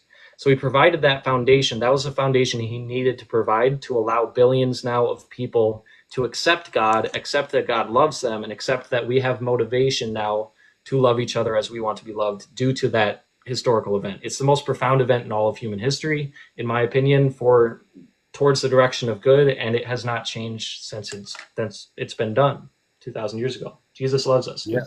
So, No, I know Jesus loves us. I just I his words guess yeah, are true. it comes down to like, like Christians fighting with Muslims and Muslims fighting with Hindus, and like the religion and some of the teachings in the religion of like LGBTQ and all this stuff. Like I feel like the key should be to bring man together, right? And to bring us into like a place of love and understanding. But all it is us spouting to each other, I'm going to pray for you. You're going to go to hell if you don't change your ways. You need to repent. It seems like, even though it seems at first it's from a loving place, and maybe it is, it creates so much separation. And to me, that doesn't sound right. It doesn't sound like what Jesus would teach at What did all. Jesus I don't know. preach? Well, it's not what Jesus taught, right? I mean, Jesus Exactly. he preached repent, for the kingdom of heaven is at hand. He warned about hell, sure, but he also taught to remove the log out of your own eye before you go and try to remove the toothpick out of your neighbor's Brothers, eye. We said focus way more on your own spiritual walk with God before you start calling people out for their sins. And this is why people don't take that serious when he says that. And that's why you have Christians who are imperfect and very angry yelling at people that they're going to hell, because they're not following the teachings of Jesus or taking them seriously. They probably haven't read the Bible in a long time, and they just are disgusted by the sins that they see in other people, and they're not disgusted enough with the sins they see in themselves. Doesn't mean it's not what Jesus taught, and the teachings of Jesus are preserved in calling people out like that out. So I think that, again, your problem isn't with the original teachings of Jesus, which are preserved to this day. Your problem is with simply Christian hypocrisy, which is understandable. I have a problem with that too. Yeah. Well, I guess also like when it comes to like, if you meet like a true Buddhist monk, right? Like there's something about that when I meet, and I've maybe met a few, but maybe like one or two, and I've watched videos of them. But like, I think it's funny, and I don't want to base this off of just like, a couple of things I've seen, right? That doesn't really paint the full picture. But in terms of like their spiritual awareness and understanding, like they seem like they're just like, it's just, I don't know, it's like beautiful to see, like beautiful to watch, like a true like monk that like so at peace with everything. And like I can't imagine that like because they rejected Christianity as their belief system that they're going to burn and rot in hell for eternity. Like I just don't believe that. So, and I don't know. I hope you understand where I'm coming from with where I struggle with a lot of these things. I just can't Yeah, I I do. can't understand it. I can't understand it in my heart. And, So you know, basically, the teaching in the Bible, both the Old and the New Testament, one of the main teachings that's repeated over and over and over again is God is quick to forgive, slow to anger, abounding in steadfast love and mercy. That's the message that God wants to get across over and over again in the Gospels, or in the Bible. He wants people to know he's willing to forgive us. That's the whole purpose of Jesus going to the cross, was to show us his unconditional love for us. So yes, he warns against hell, and he warns against not accepting that salvation that God freely gives us. He warns strongly against that because he doesn't want people to not take him serious. He wants people to take it serious because it's important. that we accept God for who he is, that we accept God and his revelation to us, and we accept God's forgiveness. Because if we reject God's forgiveness, we're leading ourselves to the bad place, which is a place that's separate from him. I don't think necessarily that if you are a Buddhist monk and you're doing a lot of good stuff in your lifetime, that you're going to go to hell because you rejected Christianity, seeing Christianity probably not for what it actually is, and having never had the opportunity to take Jesus seriously. I think that the Bible shows how God does not punish people for ignorance or lack of information. God accepts all children, for example, into heaven. Yeah, no, I get what you're saying. I just I guess that my biggest gripes is that the like LGBTQ thing, which I understand, like God's creation was created to be a certain way, but then why would he create like people to like not all be, you know, heterosexual? Like that doesn't, I don't get that. Like Well, why did why would he make creations that are bound to yeah, I love can't, something that they're not allowed I to, or can't if they speak do? on it. I gotta stop No, it. I you can't can't. speak on I it. I'm know. I'm just scared, bro. I just got to 1,000. I don't, but and then my last gripe and problem again is like why would God willingly make a creation that he knows is going to go to uh eternal suffering? Like why would he make he knows, he already knows the way you're gonna live, like he knows where you're gonna end up, but he like created you to go to hell basically. I mean, and if you say he has free will, it's just like what about the guy that grew up in a family that was super religious and like he was abused as a child and he grew up to hate religion and like reject God and hate God because of like his upbringing, and like he ends up becoming a drug addict and then he ends up dying or something. Like he goes down that path and he just gets Here's a what bad short straw. It's like, well, that doesn't, I don't know, it just doesn't seem fair. Like it doesn't. Yeah, here's what I know. Well, first of all, here's what I don't know. I don't know the eternal placement of anyone's soul because I don't know anyone's personal walk with God intimately. God knows that walk intimately, and God knows that he loves that person regardless. You know, even if you're the guy nailing Jesus to the cross, God still loves you and wants you to be saved. That's clearly taught in the scriptures, taught by Jesus in John 3:16, taught by Peter in 2 Peter 3:9, and then taught in Luke 15, where Jesus is given parables about how much God loves the lost and desires for their redemption. He's on a rescue mission, bro.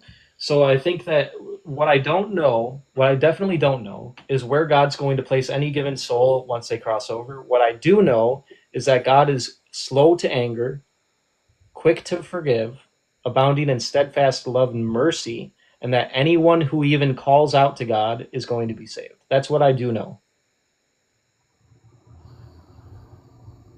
I thought that you had to be like you can't just call out to God and be saved. Like I thought that That's wasn't what the true. Bible teaches. I watch Wes Huff and all those guys, and they said that's not true in the video I was watching. Why would that not be true if the Bible teaches it? Um, he said the way they described it is like, you know, if you're gonna call out to God but not actually follow, like if you're not, if you know the scriptures and you know the teachings and you repent but you don't change your heart or your mind and you just keep repenting but never changing, you will not receive salvation. Well, you know why that is, because then that would make you a Pharisee, right? That'd make you someone who's just putting on the image of righteousness, and inside they really don't even like God. They just like what God can give them, which is people's worship, basically. That makes But you an evil person. you just said if someone just calls out to God, they'll be saved. That's what you just said, right? Yeah, but that you got to take that in context. The context is you're calling out to God in faith, not out of just a like a selfish desire or a, I don't know, feeling like you can get away with it or something like that. Like you can't manipulate God, but he is willing to save you. Yeah, well, I'm gonna keep studying and doing my research, and you know, I read my Bible and I pray every night, and I'm like, in no way not trying to be having a connection with God. I guess I just want to be feeling like I have the ultimate truth, and I want to feel like confident in it. And I guess like I don't feel confident in it yet, or at least I don't feel confident in everything the Bible teaches yet.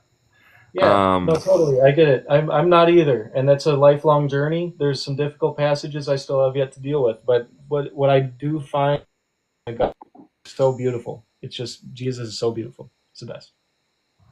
yeah, I mean, I think Jesus is pretty amazing too. I do. But also it's kind of hard sometimes because like Jesus is only talked about in 4 books, right? Other than when he passes away. Let's talk about 27, but yeah, Revelation. He's No, I actually mean like his existence, right? So it's like you can know Jesus, but like I don't know. It's like how much do you really know him? You know, I'd say like I you. know a lot. I know a lot about him specifically from the Gospels, but experientially, like he's lined up with the character and the personality in the Gospels. Like in my life, he's experientially he is the same person I'm talking to. You know what I mean? So you Yeah, can I know him. do. You can know him well. It's just like it's like a source for understanding him more as a human. That's his human life he lived. Understanding him in relationship as God to human is a whole. It's like we have multiple layers of how we can experience Jesus now. We can experience his history, his biographies, and his actual presence. It's amazing. Yeah, I do. I follow these. I won't get too. I probably shouldn't even talk about this stuff to be honest. Um, You don't but I have to. follow these. I gotta get off anyways, bro. Yeah, I yeah, gotta yeah. go. Let's. Hey, good conversation, good talk. Yeah, no, I enjoyed it. I did. Sorry if I was ever short or interrupting. I'm working on that.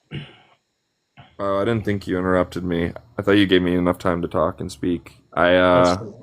That's all That's good. good.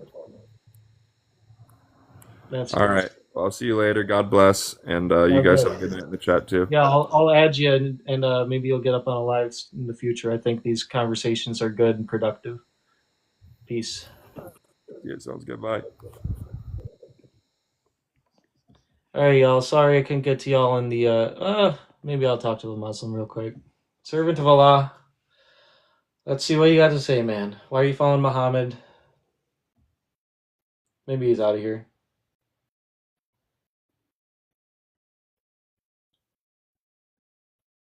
Yeah, he's probably gone.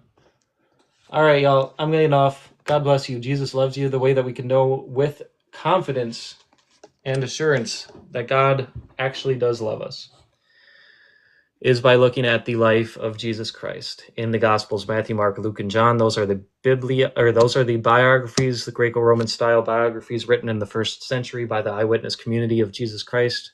Those are the sources of Jesus Christ.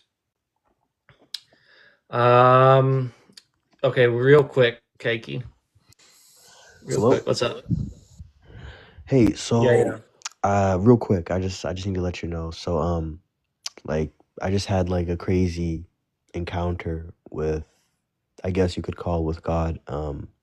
So basically what happened was, you know, the story of Job in the Bible, right?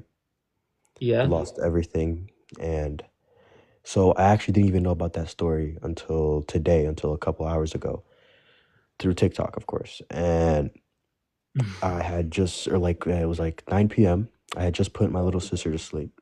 I came into my room and I got down on my knees and I just started praying. And I was like, God, please just give me a message. I need you to talk to me. I need reassurance because my faith has been really bad. Just, I need something, right? And so I grabbed my Bible and I'm like, all right, please talk to me and just give me a quick message or something. And mind you, I've never heard about the story of Job, right? Never. Just found out about it today. And I'm like, okay, I'm just gonna stop. I'm literally I have like the King James Bible, so it's like 700 pages. So I'm swimming my fingers up and down through the Bible, and I'm like, okay, when I get a notification on my phone, I'm gonna stop it right there. And literally, it sounds crazy, right? But I'm doing it, and then I got a notification, and I stopped my finger. And then I'm swimming my finger on the page, and then I got another notification, and then I stopped it. the craziest stuff happened, bro. I opened up to the page, and tell me why. It was the first page to the story of Job. I've never heard about Job, never heard about the story of Job, none of that. Literally heard about him on TikTok, came into my room, started praying to Oh, God. sure, yeah. I'm like, God, give me a message. And I pull up to the first, not even like in the middle of the story, the He's first like, yeah, you page. gotta read this one. You gotta read it. I'm the first page of Job, man. And I was actually I was also on some live with some atheists because I was telling them about it. And they were just, God, they were doing anything except just accepting that that it actually happened, because it sounds so bizarre. It's like 700 pages. You open up to that one. Anyways, they were just downplaying all of it, which kind of shows how sad they are. Yeah. Yeah. So, but I just I had to come in here, just let you know, let y'all know, you know what I'm saying? Yeah. Because Yeah, if you wanna do a deep dive in Job after you read it, watch Inspiring Philosophy. His video on Job is so beautiful. It's like he brings a lot of cultural context into the story, and there's a lot of depth going on in there. yeah, that's really good. And also, it's really ironic that out of every single story, I run into his story today. Like, not like I didn't know about it. I just found out about it on TikTok, and I kept watching videos. And and most of his story is mostly about faith, which is what I was praying to God for. Which I'm like, Mhm. God, I'm struggling with my faith. Just give me a message. Talk to me. Yep. He's telling you you And can still trust him, bro. You can still trust him regardless yep. of the sufferings, dude. It's true. And it's just Jesus lives in all of us. All you have to do is just accept him into you. Amen. Yeah, Amen, bro. and it's a story I'm probably gonna keep for the rest of my life that happened today, which is like crazy to me, man. So Yeah, I'm sure you'll have more experiences like that too. I love it when God brings me to passages. look, And it's this not something I do very often, but it happens when it needs to, it seems like. Like just a week ago, I was going through it, let's just say. I had a breakup recently happen. And I turned to I was having doubts about my own character and my own placement, my heart position with God. And he turns me to the perfect passage in Isaiah, which is actually a passage by Jesus. It was at the top of the page, the first sentence of the top of the left page, right where I started is exactly what I needed to hear at that time. It's so beautiful. God loves us so much. Yeah, I mean, look at them in the comment section. It's not true, man. Job is Yeah, in the right. middle of the Bible. In terms of your words, you just won the lottery. You see, you could say anything. I could have 7 Bibles and run into one page out of 10 million, and they'll still say it's a coincidence, and I'm Yeah, lying, and this and that's that. I why mean, that's why it's the historical evidence that I try to focus on rather than the experiential, because it's like these guys don't want to see truth, so you gotta force them to look, at the things they can understand usually, for them to actually accept it. But testimony is powerful, so don't doubt that. Like, your testimony and your experiences with God can reach the right people at the right times. Never doubt that. God loves you and God loves them just as much. yeah, yeah. Well, thank you so much for Amen, letting me bro. join here, Thank and you. I yeah. appreciate you. Thank you so much. I'll drop a follow, and I appreciate you, Amen. man. Yeah, God bless. Peace. God bless. Thank you. All right, y'all. With that, that was a good last few conversations there. God bless y'all. Jesus really loves you. Jesus is God in human form. He revealed God's character to us. He is the image of the invisible God. He is the person we can look to when we want to get to know God's character and his personality, as well as his love, his unconditional love for humanity. No, it's not a magic book. It is a series of Greco-Roman style biographies written by the eyewitnesses of Jesus and those who knew the eyewitnesses in the first century. It is well attested to, even outside of the Bible, in different archaeological evidences, as well as extra biblical evidences such as Pliny the Younger, Tacitus, Josephus, and others. So you can take the Bible seriously, just like Sir William Mitchell Ramsay did in the early 20th century when he went out to try to disprove the book of Luke and Acts.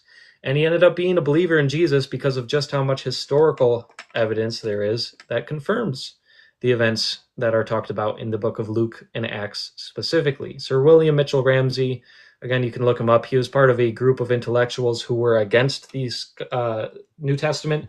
They did not believe that they were true. They believed, just like you, that it was just a silly magic book that people wanted to believe in. But he went out to try to disprove it, and he ended up being a believer himself. So you can check him out. You can also check out Lee Strobel. He was an atheist that became a Christian. C.S. Lewis, atheist, became a Christian because of the evidence for Christianity, specifically teachings of Jesus in the New Testament. So if you read those, you can get to know God. God actually loves us. He showed his unconditional love for us in the life of Jesus again, and he wants you to accept him. Stay blessed, y'all.